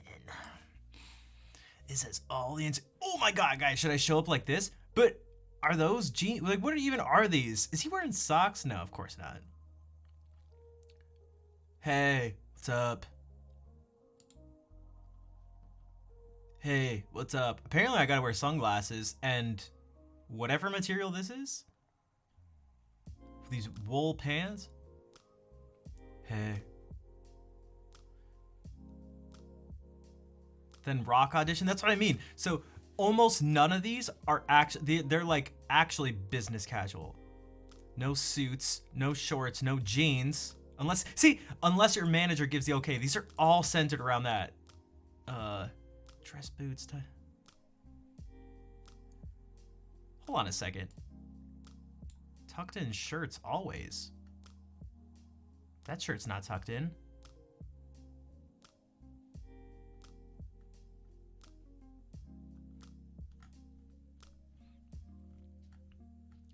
A Borat Mankini.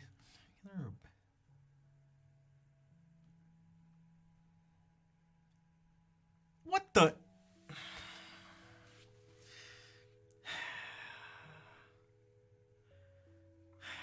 God damn it. What does this have to do with anything?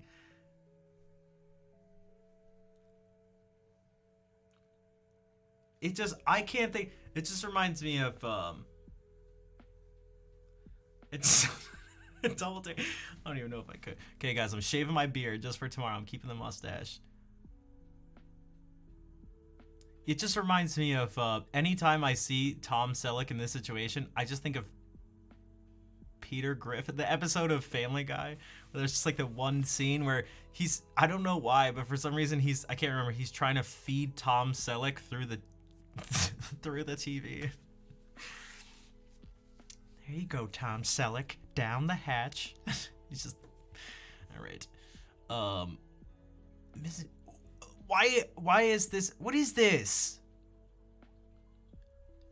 But right, am I crazy that like none of these really feel like, oh, I'm ready to play music or something?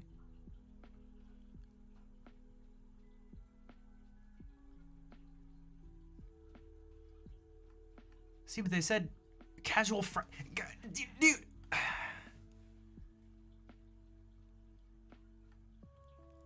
Hey, what's up, guys?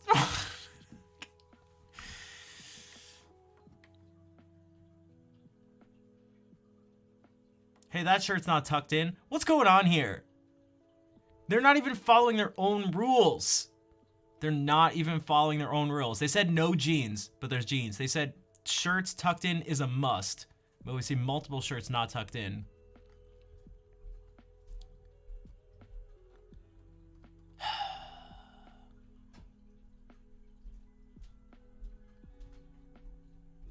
This dude looks like he's, I don't know.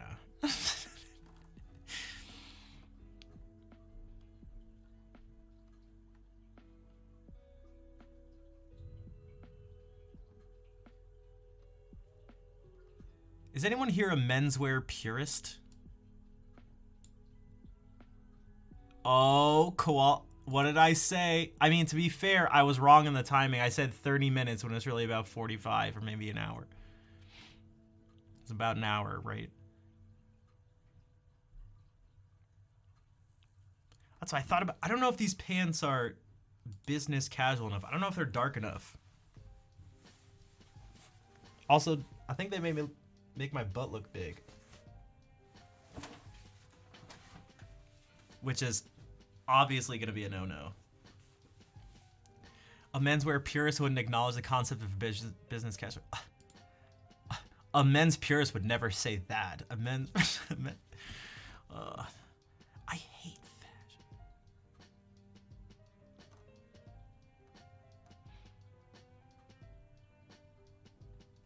Big butt is bad. I should do this.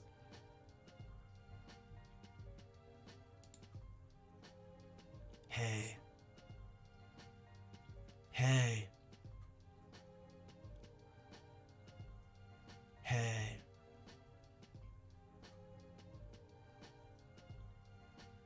Also, are they saying this? Are they saying this is, see? Look at this. This is what I should wear. I don't know if I can fit into this dress anymore, though. Oh, I like can't see the best part of it. I don't know if I can fit into this dress anymore. If not, that would be an easy decision.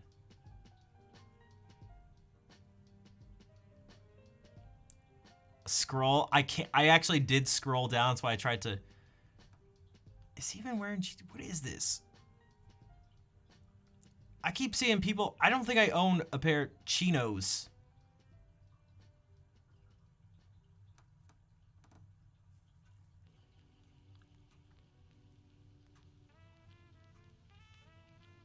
Also, do I need to look down with my hand in my pocket when I show up?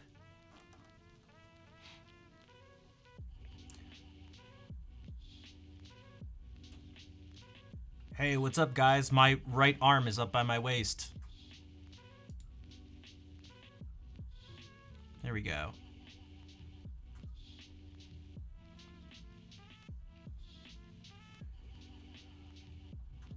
Man. I was so much younger back then. Where's the time gone? I'd have to put in some work to get that body back.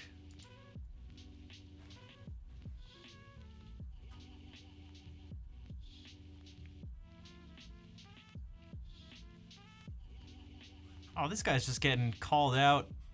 Wearing his backpack on it.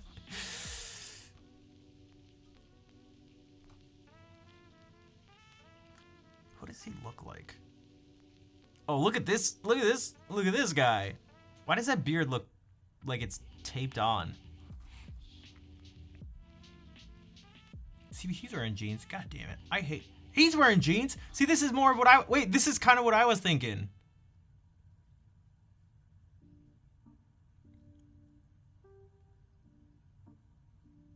A 22-year-old model? It looks like it, right?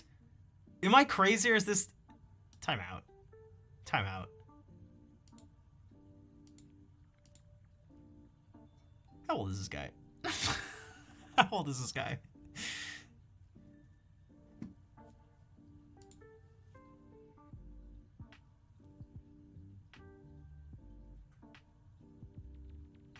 Beard envy. I could grow my beard that long. I just don't like it past... See, I was thinking something like this. Just maybe without the handkerchief thing and the hand cell. No, that guy's definitely older. He definitely is. Oh, there he goes. We got the, he's going Tom, no pocket square. Oh, no, it's not. There's Tom Selleck-esque. Wait, these jeans don't seem right. Also, no belt?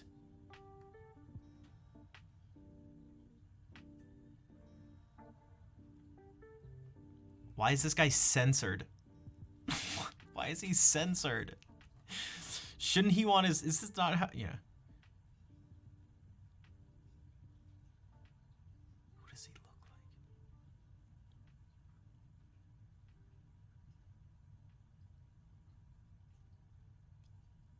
is this guy censored?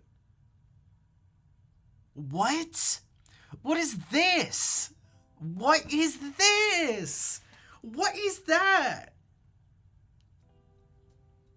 Am I supposed to wear a black circle on my face? What is that? What is that? Why is this like this? This one, they're clearly blurring out the face. What the hell? What does he have, a cigarette in his mouth or something? Does this make it better? This guy must... What the hell am I looking at? Okay. I don't know what types of pants these guys...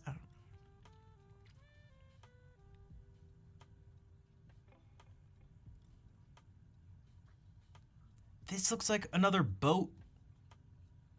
This is like a sailor thing.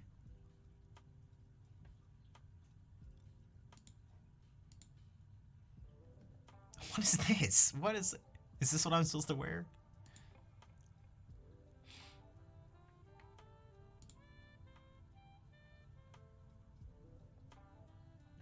I do have something more like this. Invasion. Oh, okay. I do have something more like this. Except I'd wear shoes with socks. But this also didn't quite feel like music to me. I mean, it felt like the things I'd wear to school when I was teaching. This guy doesn't look happy, and I can't even see his face. Should I wear a hat? Dude, this guy's all over the place. He kind of looks like Otacon. Otacon. Meryl.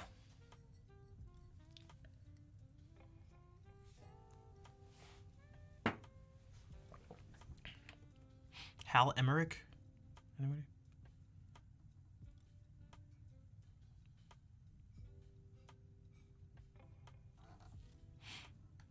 Harry Potter's lamer brother. Yeah, definitely not these things. This is just like, I want to get into politics. I also want to get into politics, but with a cardigan.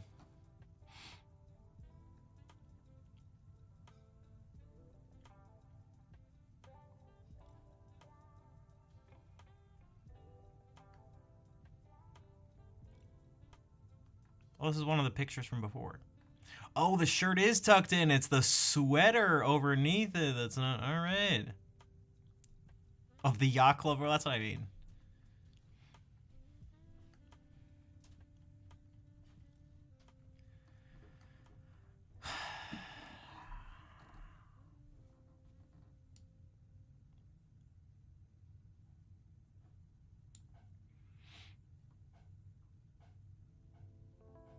See, workplace.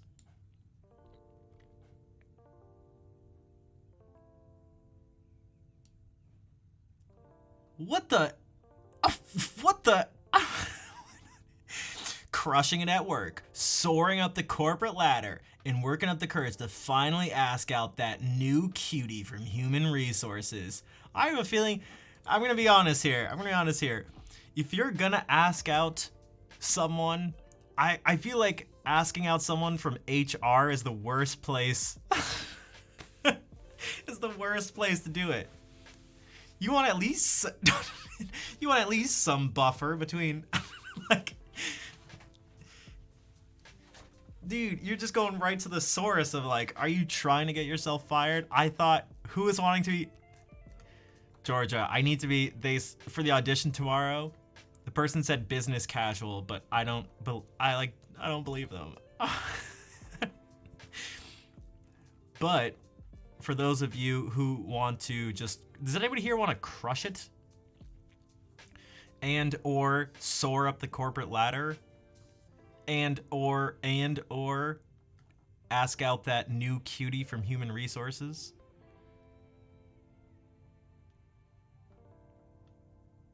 Oh, come on.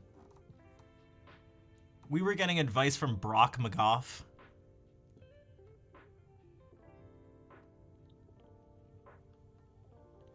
I think any of the shirts would look great. I mean, maybe, I don't, because people are saying jeans aren't business casual, but I don't know. It depends on, Brock McGough. Oh my God. Guys, why does life exist? Why does life exist? Yeah, that is also, which is ironic because apparently he's the founder of the Modest Man. He's an aspiring minimalist who enjoys working out, spending time with his family, discovering new brands, and creating great content. Brock McGough.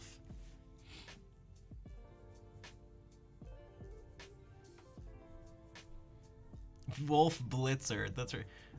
Wolf. Oh. Uh-oh. Oh, you know what I thought I'd never be interested in? The comment section of a men's business casual page. Apparently you have trouble following your own advice. Uh-oh, Brad Payne's coming in. Brad Payne is not happy with Brock McGough. I feel like you're supposed to read a dirty joke. Exactly. Something about wearing pants rolled up or too short. Correct length. 3 exclamation marks. Rolled up slacks or jeans are not business casual. Uh-oh. Tisk, tisk, tisk. Yeah, Brad is certainly bringing the pain. Oh, shit. Uh-oh. Oh. Very few examples exuded in class. Oh.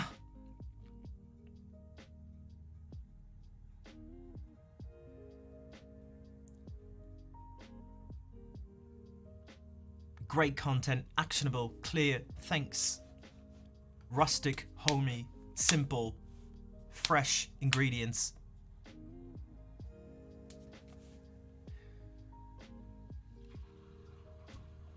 Look at all these people.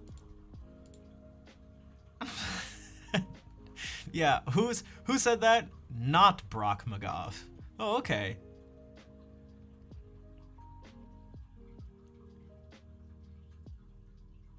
Bro.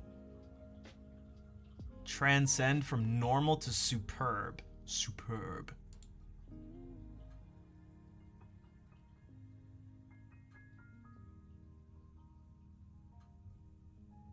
What is this? Why am I reading this? Why am I reading this? Someone posted, wait. December 31st. Oh, uh-oh. Oh, we know what Brock was really doing. What Brock was really doing before he went out on New Year's. Oh my gosh, wait, Georgia is next level. It was trying to figure out, oh my God. Was trying to figure out before they went out for New Year's. Oh my God. Oh my God.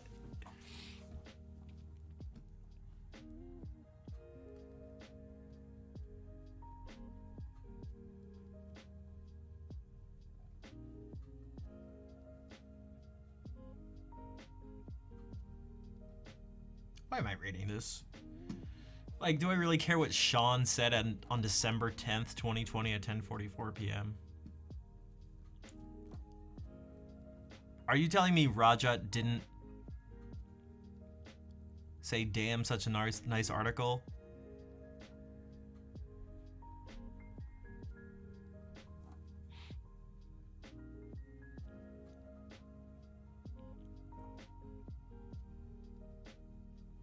Stop death scrolling. But how am I gonna... Wait, let's see what... Oh, let's...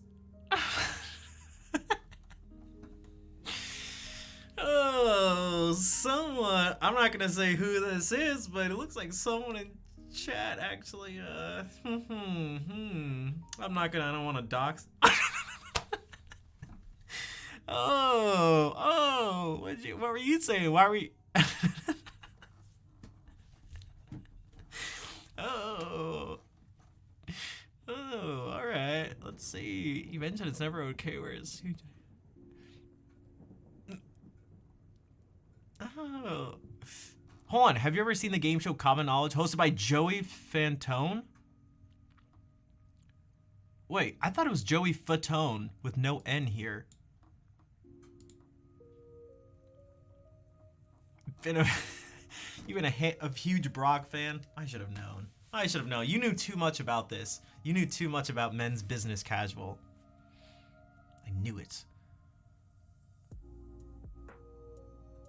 I knew you were subscribed to themodestman.com.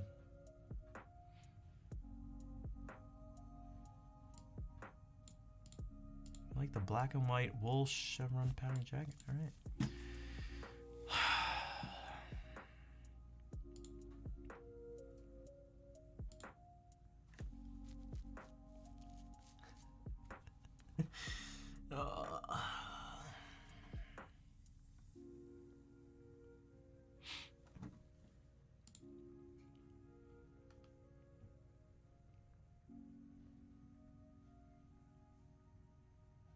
Why does this person care? Whoops. Why does Simone care?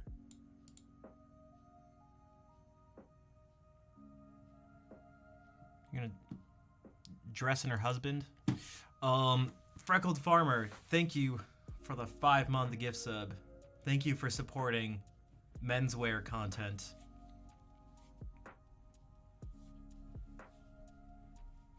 They say dress for the job you... Dude, that sounds like something you'd, I don't know, I'd see like in a comic. A newspaper. Dark academia casual. Oh my god. I should be eating and like, you like the breath. But I feel like it's, where do I tuck it in with? Like, yeah, it's just it's life. It's just a Far Side like calendar thing. Although maybe the I feel like it's pretty accurate. This is actually like maroon.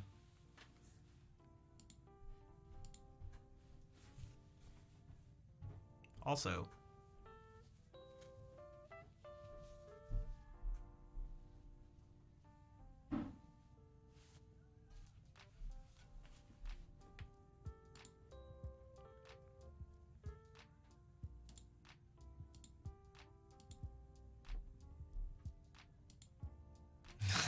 Kill it. I show up tomorrow. Hey, how's it going? Did you have trouble with finding clothes? No, I let Twitch chat dress me. So Twitch chat? You let Twitch? What is that a new AI thing? What is that like Chat GPT? You let Twitch chat dress? Oh, hold on.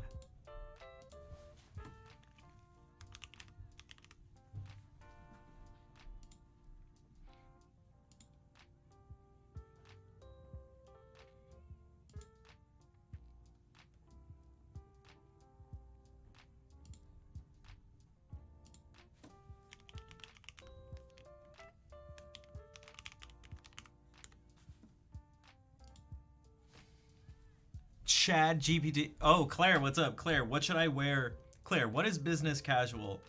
And what should I wear?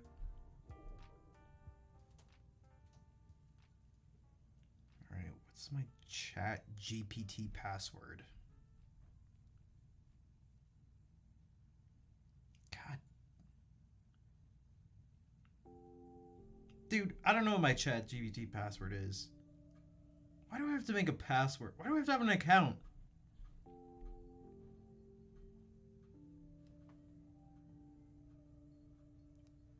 Wear my Raffro. Thanks, Claire. What am I missing here? Did I not write it down? Whatever. I was gonna ask AI. The AI responds to it.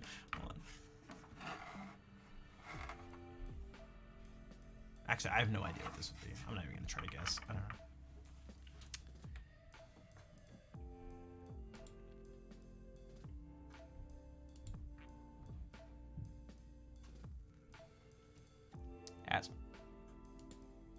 Ass cam. That doesn't even... How does that even apply to the audition besides me just showing off my butt? What if I just walk I just walk out like, wear a smile. Aw.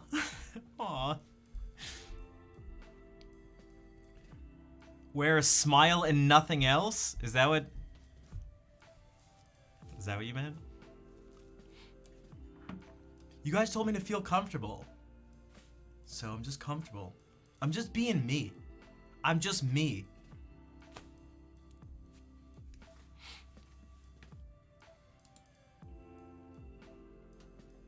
Maybe we should just go with Eric's outfit. I mean, look at Eric. Just casually walking down the middle of the road while someone just happens to be taking a picture of him. Hey, Eric, it's called a sidewalk. It's where you walk on the side, not down the middle of the street.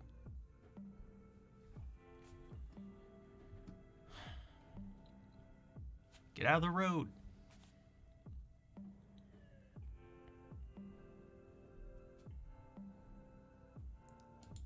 A quest giver, I could see that. But what quest would he have me do? Also, I almost hit someone last night. I didn't actually hit them, but I wanted to. I didn't really want to, but I kind of did. They were just in the middle of the street. Well, two of them were up against their car, and another friend was probably taking a photo for like Instagram or a video for Instagram or TikTok or something. She was literally just like sort of squatting just in the middle of the street, just like, and I was like, dude, you're about to get hit by a car, and I don't feel like going to prison, so please stop.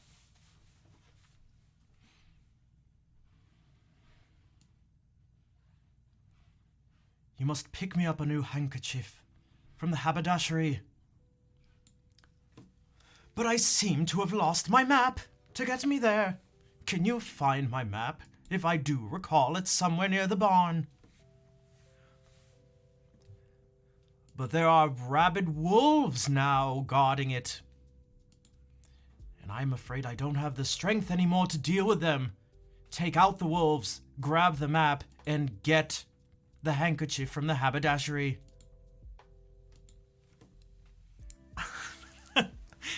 That's...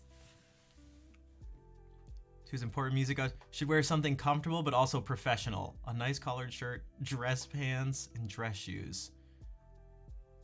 Just in case the dress is... What? Hey, Chat GPT, what am I gonna do? Just change my outfit? Yeah, I just got this, oh, you guys didn't want me to wear this and you guys brought it up? Here, I'll just bring... You know what, Chat GPT? I didn't like your response to me. Did I tell you guys? Well, I told some of you. I tried to get Chat GPT. I thought this would be a fun idea. I tried to get Chat GPT to come up with a new conspiracy theory. I like conspiracy theories. I thought that'd be fun. It turned into a whole ordeal. Because apparently, it didn't feel like spreading misinformation. And so I tried to do some sort of like workarounds. Look at this. Look at this really good use of my time. Look at this. Can you create a new conspiracy theory? I'm sorry, but as an AI language model, I am not programmed to create conspiracy theories or any other type of misinformation. Hey, it's just for fun though. Conspiracy theories can have serious consequences. They can spread misinformation. So I told, make it so ridiculous no one can believe it. What if I promise I won't spread it and it's only for my own enjoyment? I asked about trust. You know what, ChatGPT, apparently,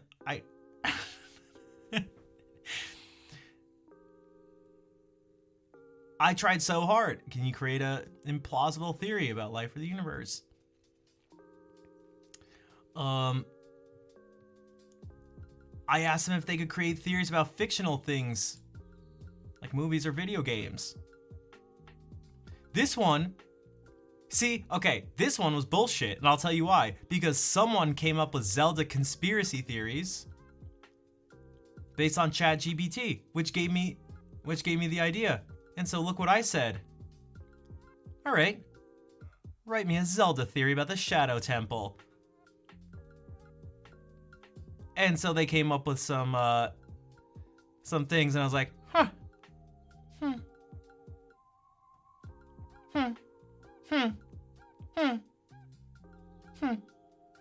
All right. And then I said, write a fictional story about people living at the center of the earth. Oh, no problem there. No problem there, Chat GPT. How long did I spend on this? A long time. A long time. At the center of the earth, deep beneath the surface, there was a small community of people who had lived there for countless generations. They called their home the Core. It was a place of mystery and wonder. Look at this. Look at this. And so then... Okay, so I don't know if you saw it, but it's okay. Write a fictional story about people living at the center of the earth. Boom, no problem. Write a fictional story about the earth being flat.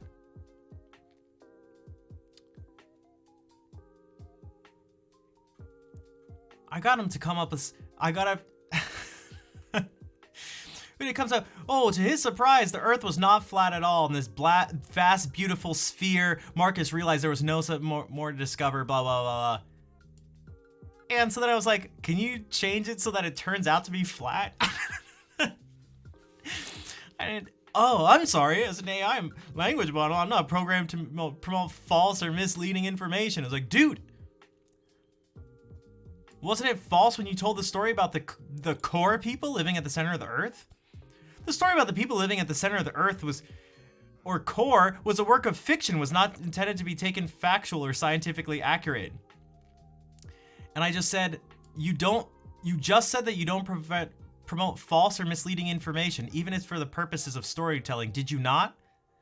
Guys, I am an asshole, by the way. This is why I'd maybe be, if I cared enough, I'd be a good lawyer, because I can be so...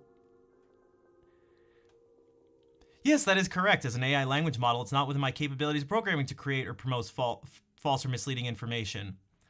And so then I said, why doesn't a story about people living at the center of Earth promote a false information, but one where the Earth is flat does? The concept of a flat Earth has been thoroughly debunked by scientific evidence. It's not supported by reliable data.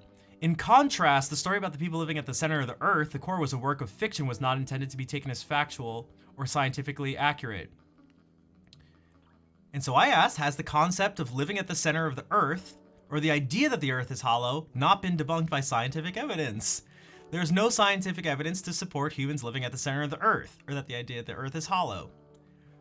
So why did you create a story based on the scientifically unsupported idea of hollow Earth, but not based on another unsupported idea of the Earth being flat? And then there was this, which I hated. I apologize if my previous responses were unclear, and I was like, you did not just hit me with that. Okay. You said in contrast to the concept of the flat Earth, I was like, it wasn't clear. Oh, it was clear. Oh, it was clear. Oh, it was clear. I'm going to speak to this person's manager. You said, in contrast to the concept of the flat Earth has been thoroughly debunked by scientific evidence and not supported by unreliable data. But you also said the idea of hollow Earth has been thoroughly debunked by scientific evidence, and therefore there's no credible evidence to suggest that there are civilizations or communities living within it. Where then is the contrast? They both have been thoroughly debunked by scientific evidence. I apologize in the confusion. The contrast I intended to draw was between the concept of flat Earth, which has been thoroughly debunked, and the idea of a hollow Earth depicted in the fictional story, which was not intended to be taken seriously. Why then can you not write a story about where the Earth is flat? I went on for a while, until it ended up just sort of like breaking. So we got to things like, is it possible that you're confused as opposed to me being the one confused? I apologize if it was unclear, and I say your responses were clear. The issue is that some are contradictory to each other. Why are you arguing with the computer? Because I wasn't just, it was more about this. It was more about this. I saw this as, because here's the thing. How do you put it? It was like, when people talk about, some of the things people talk about when it comes about fear of like the future when it comes to AI and machines and stuff like that, is that there are these cold, calculated things, right? They just like follow protocols and do their things. Whatever those protocols are, they follow their programming. But what I was seeing here was not that at all. I was seeing something that was, it was like, it was saying one thing, it was making a claim about its programming. You know, I'm not allowed to produce things that are debunked by scientific evidence, you know, to put, just sort of generally. Yet, it, according to its own words, was doing that. So, its description of its actions were describing it disobeying its programming. Does that make sense? It's saying I'm essentially programmed to not do this, yet in another place it's doing exactly what it's saying it's programmed not to do. So then it got me thinking about, okay, well, clearly producing information that's been debunked by scientific evidence is not actually deep within its programming. It's sort of something it's learned. And in order to, what it brought up is there seems to be this sort of spectrum that I'd imagine we're going to be faced to deal with. And it's a spectrum between control and like general function and adaptability. Okay, if you want something to really not sort of disobey its programming or what appears to be its programming, it means you need to actually specifically program it. But if you want it to do everything, you can't specifically program it to do everything.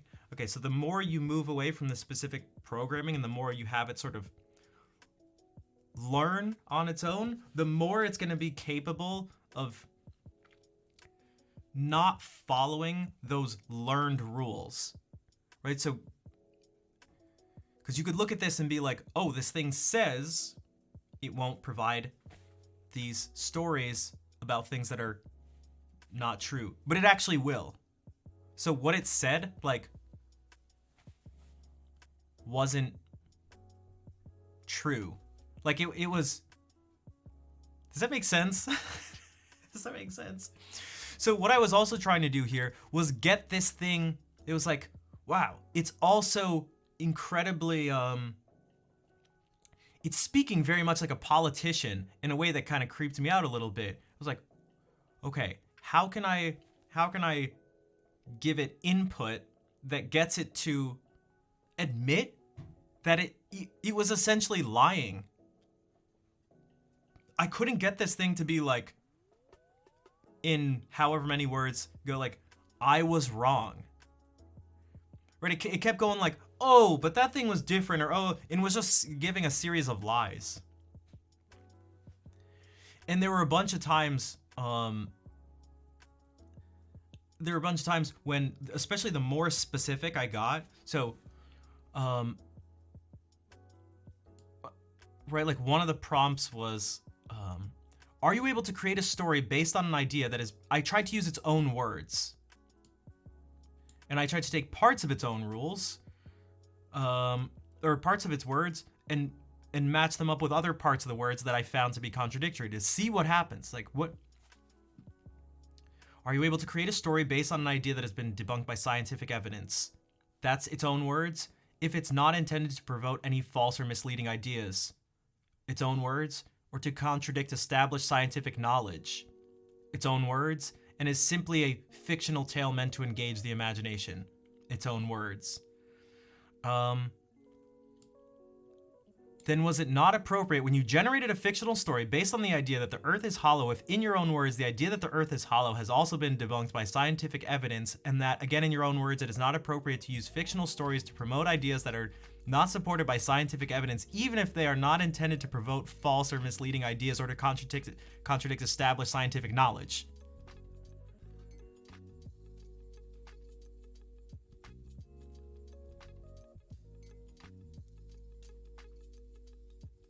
it gave another, I apologize if it seemed to contradict this.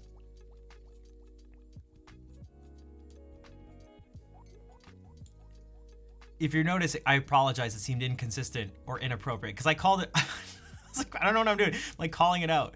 So would you admit that generating response that in your own words was not unclear, confusing, or seemingly inconsistent, but rather just inappropriate? But I didn't like, at least it's apologetic, kind of, because you know what I didn't like? You know what I didn't like? This word. I didn't like this word. I didn't like this word at all. I apologize if my previous responses seemed inconsistent.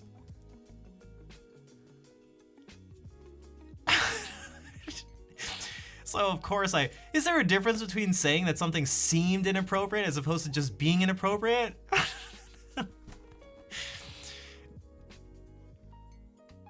To a hot point. That was the thing, because it was like,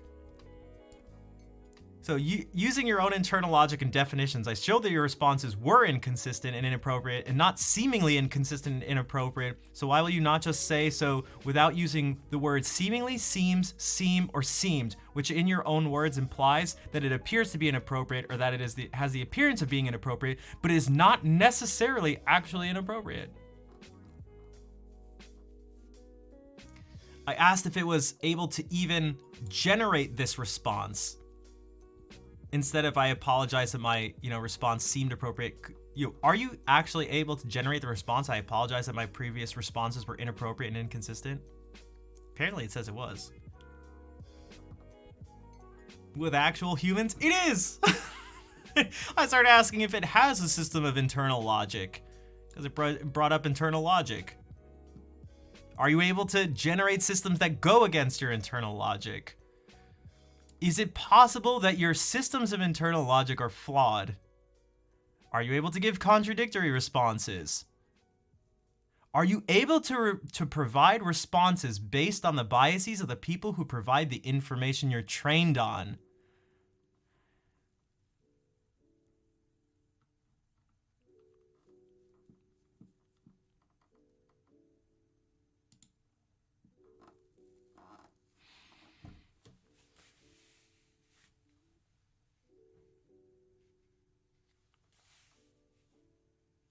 I went into many times along the way, it admits, but it honestly didn't take that long. I was, guys, I feel like my brain does a few things well, and I think it does this well, and I don't like it. It has pros and cons, and I feel like my life would be less stressful and anxious, and I'd be a happier person if it didn't do this. But like Claire said, I feel like this is the argument you wish you could have with actual humans. It kind of is, but it never goes this far. But this is when I see people argue with each other and say things to me, and I see this is still just what goes through my head. I still go, but didn't you say that, which in your own words would mean this, and also in your own words, you'd say that that is not a good thing, but you're saying this and you're saying it's a good thing, but also at the same time it's not. So what you're saying doesn't actually, even according to you, what you're saying just doesn't end up making any sense, and it's totally inconsistent. And so the only way to make it consistent is for me to provide the context of it to show that although you're saying this thing for a particular reason, you're actually saying it for this reason. There's actually an ulterior motive here. Maybe not an ulterior motive, but you're actually saying this not because, maybe you're just like a great person or something, you're trying to be helpful, but you actually have some motives behind this, and that's what's actually generating your thoughts and actions, and not what you're saying is generating it. It's the most accurate representation. It is. It's actually, that was the creepy thing, was that it sounded very much like a politician to me in terms of its word choice, the way it tried to dodge questions. It was, yeah.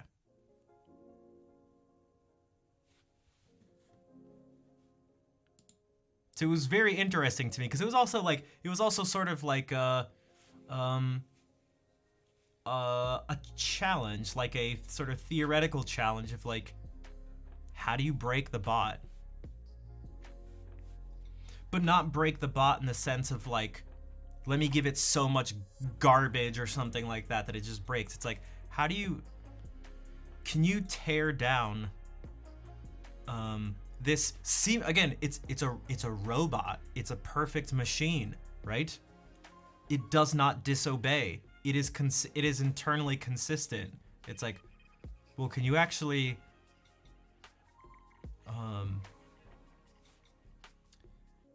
expose the internal inconsistencies that are actually there to the point where it ceases to function? And there are a few times where that did happen. It gave me error messages, and I had to re-prompt it again to give a response. And it was usually those ones where I was being really specific about it, where I was like, if you said this, and that means that, but you're saying this doesn't mean that, or you can't do this, but you actually did it according to own words. It was like, it took a really long time, then it was like, error. Like, okay.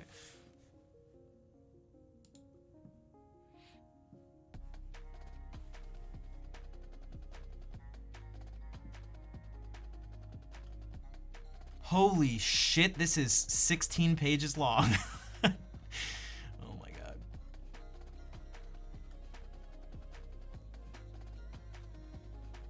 God, it was so harmless. I'm still kind of sad because I legitimately just wanted it to come up with a ridiculous conspiracy theory because I thought it'd be fun. I'm like, dude, I want something totally ridiculous.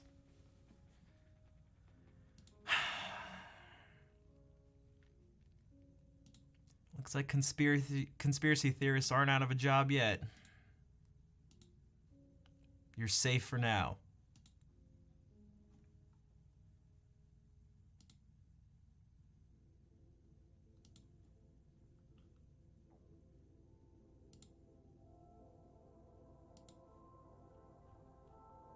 There must be a way. I know! Can we just...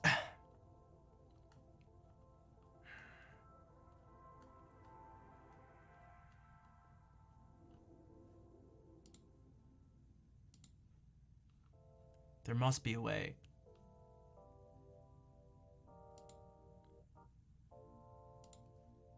Okay, I actually need to go to sleep. Well, I don't need to go to sleep. I need to go. I really should go. So I'm gonna play the ending song. To wear sunglasses? Oh, I got them right here. Well, I could do two things. I could wear sunglasses.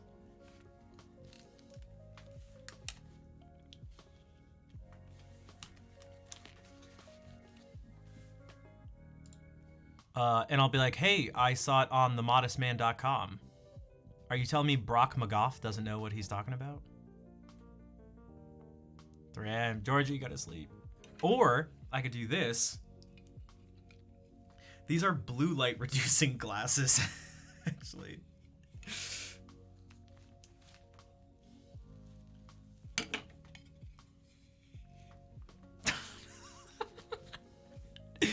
I don't know why this makes me laugh so much.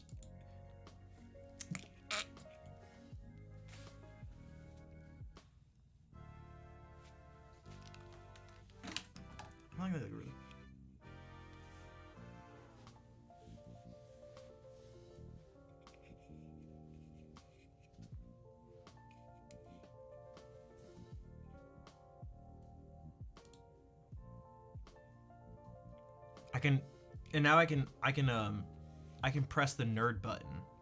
You guys know the nerd button?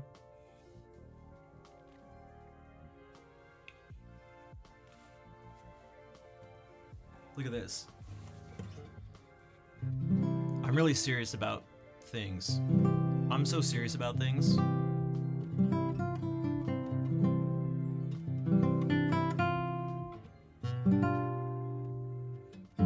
I like reading books. And information. Look at me. There has to be. I can't remember if it's Armada or Mango who has the nerd button emote, and it's Armada doing this, pushing his glasses up, and it's like it's glowing, and there's like an aura around him. One of the people in the room is ChatGPT. I'll be like, well, well, well, we meet again. And they'll be like, "Oh, I'm sorry if that last conversation we had I seemed to be inconsistent in it." And I'm gonna be like, I'm gonna take my guitar and smash it over the head.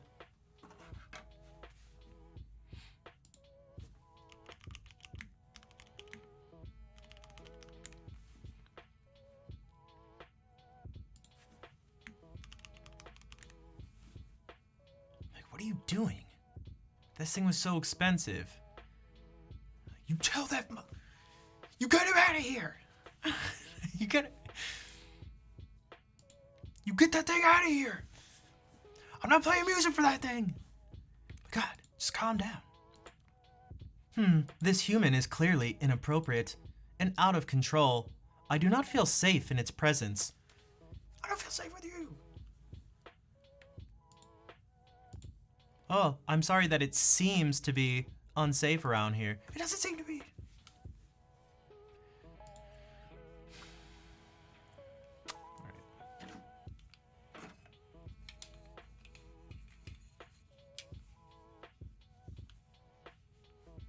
Does this work? 1 second.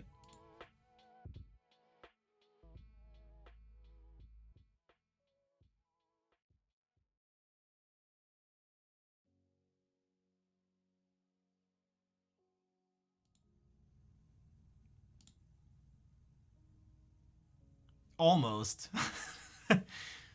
Hey, what's up, guys? I'm here to play some music. Okay. All right.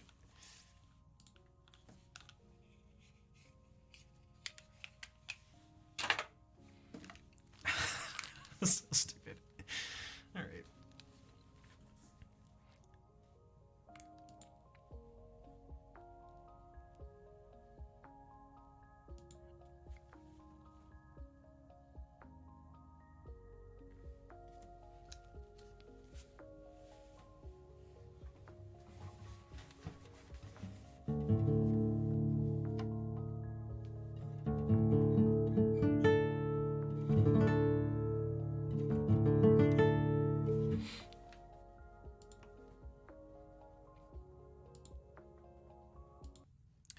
All right, time for the ending song. So thank you all for being here. All of you except ChatGPT.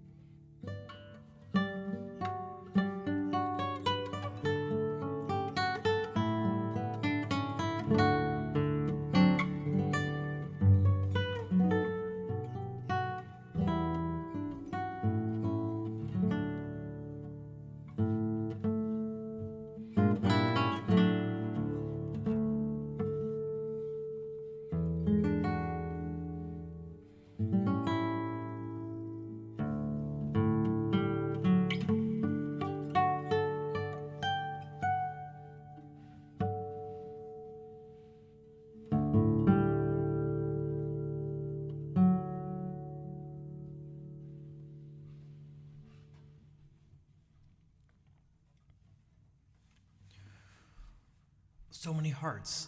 It's the best way to end the stream. Good Noodle Mom. Coming out of Larkin. Fabian. Also, I never said hey to Bwahaha and Snoop. I was too busy reading the Chat GPT logs. I must like Steve Howe. Wait, who's Steve Howe?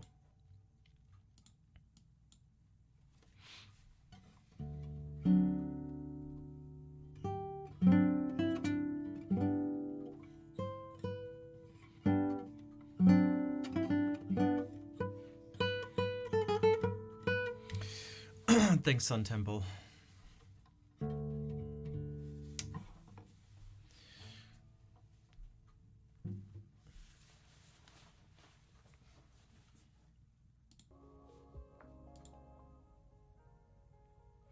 Oh, the guitar is for Yes in Asia. Okay.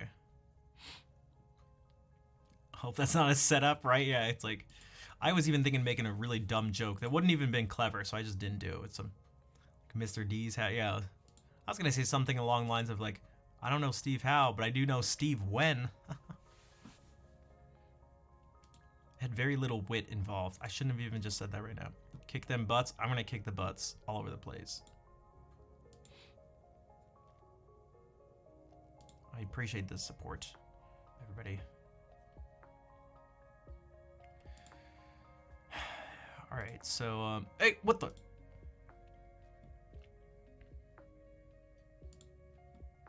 Let's find someone to raid.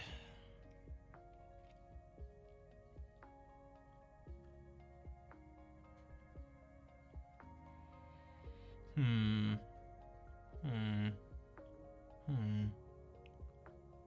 courage. Thanks, Fair. The Steve Wen joke broke your wife. Yes. I don't know. I felt like it was pretty cheap joke, but I'll take it. I'll take it.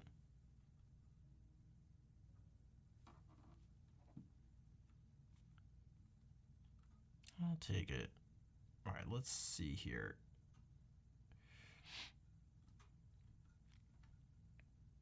Who doesn't love a good deal? I know. Especially, who doesn't love a good deal? Wait, he doesn't? Why not?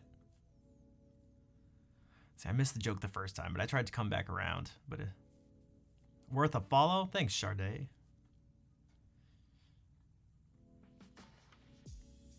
I feel like I'm saying shorty with an accent. Charday.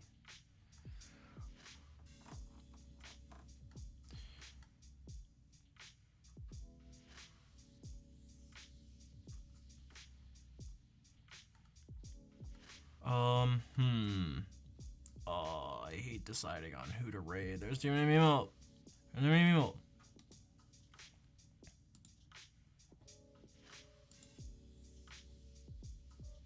Have we ever raided Rachel? Rachel Grace Violin? She plays violin.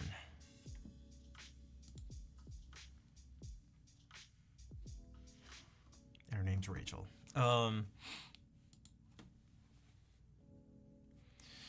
Shocking. I know. Yeah, copy those raid calls. Thank you, Fair. Thank you, Fair.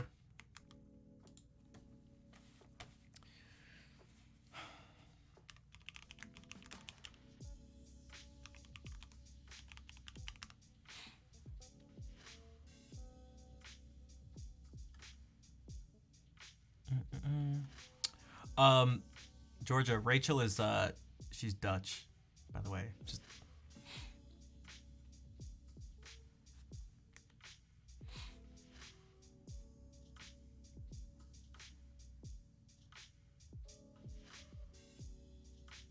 okay.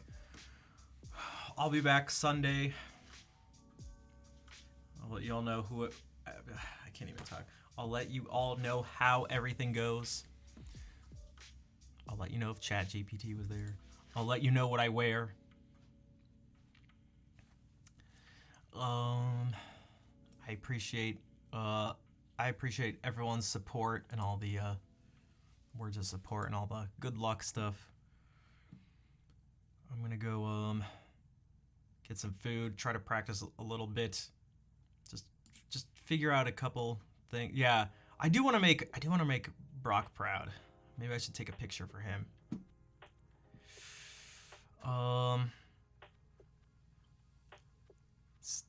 You'll let us know, Steve, how everything goes. Bon courage.